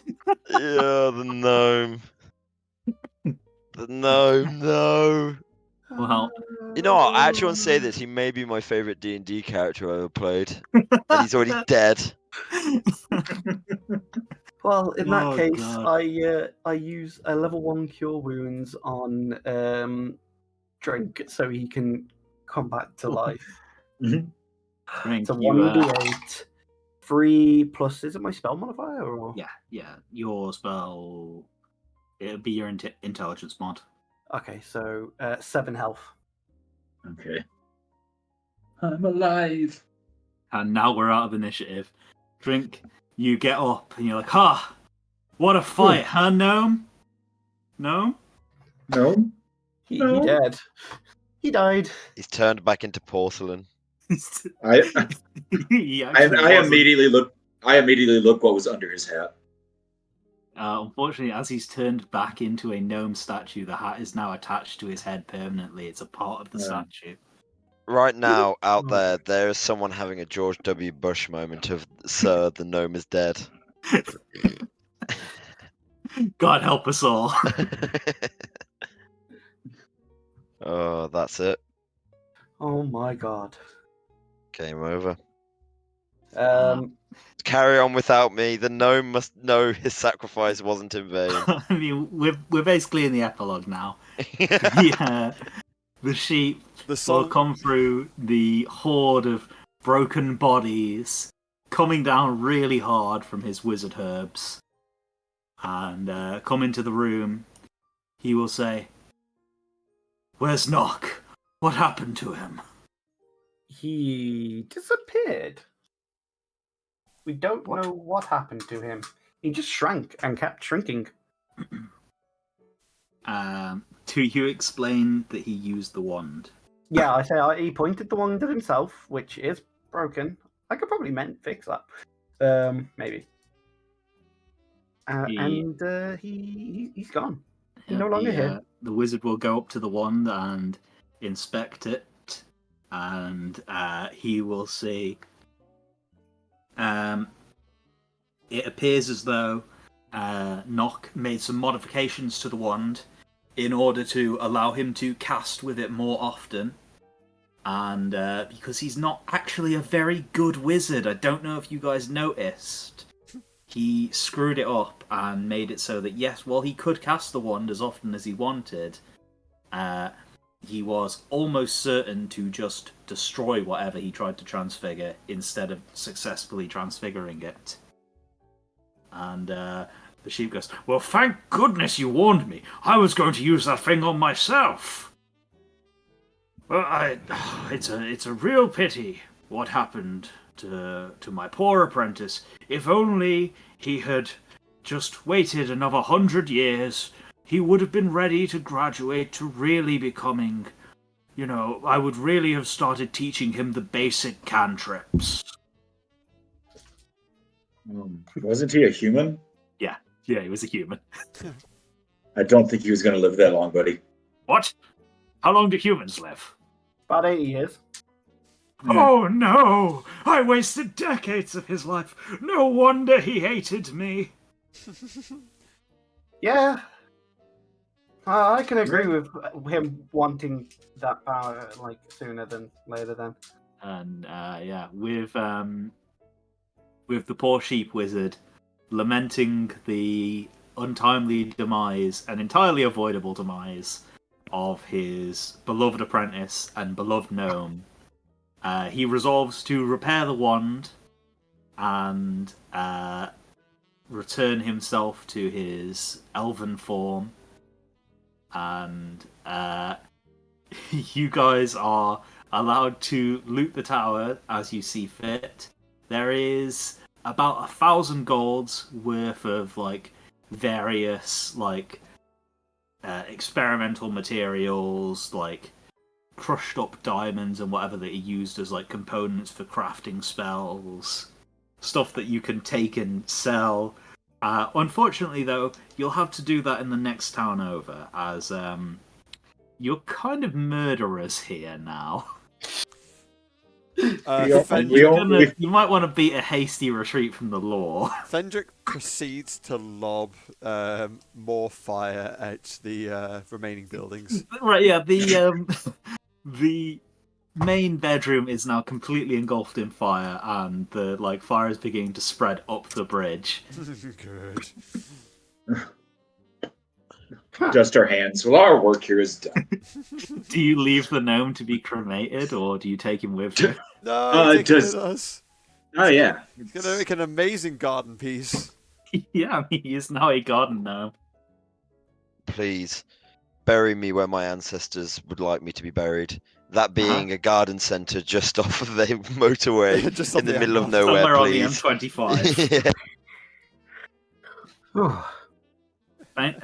Good game, everyone. That was Wild Sheep Chase. That was That was a lot of fun. yeah. That was that really was fun for a really fun. brigade. Yeah. I really like that. Interesting balance on the combat. I think the final fight becomes a little bit drawn out, and everything before it felt a little bit easy. Yeah, I'd agree with Yeah. that. Dude, I one-shot decapitated a baboon. Yeah, It's a that gnome. was awesome. I think you're meant to be level 4 for it, so you were a little bit strong, but even then, I think you still would have done most of that. I mean, we did lose one person fully. Yeah, that was And a two struggle. Almost battle. two. I was pretty close to going down as well. But I mean, you're all playing characters that you're not used to, Yeah. and Everyone thinks it easy until you have to fight a bed dragon. Yeah. I was surprised when you specifically called out Bed Dragon. That is exactly what it is. A Bed Dragon wormling. But yeah, I thought that's a really fun little one shot. Yeah, no, they are actually. Yeah. Let me use my wizard voice a bit. Wizard! Wizard! Oh god, I've wasted my apprentice's life. Yes, This you was did. so avoidable. Yes, it was. If only I'd known that humans don't live for thousands of years. Why did he never tell me? He probably did. He definitely did. Yeah. 100%. Fenifir is not a very he's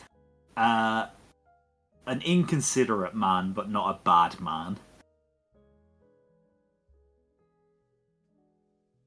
I think that's fun. You were this close to being able to talk your way out of that first combat encounter, you know? Really? Yeah. If, because, you distracted Guz, which was the main guy, you'd intimidated the bear. If you had, managed to, distract or intimidate away the wolves, or, stop them from, noticing the sheep, then they would have moved on. Damn it, Robert. Yeah, Funny. that's what barbarians do. They attack first. Yeah. I mean, it was a fun intro. Yeah.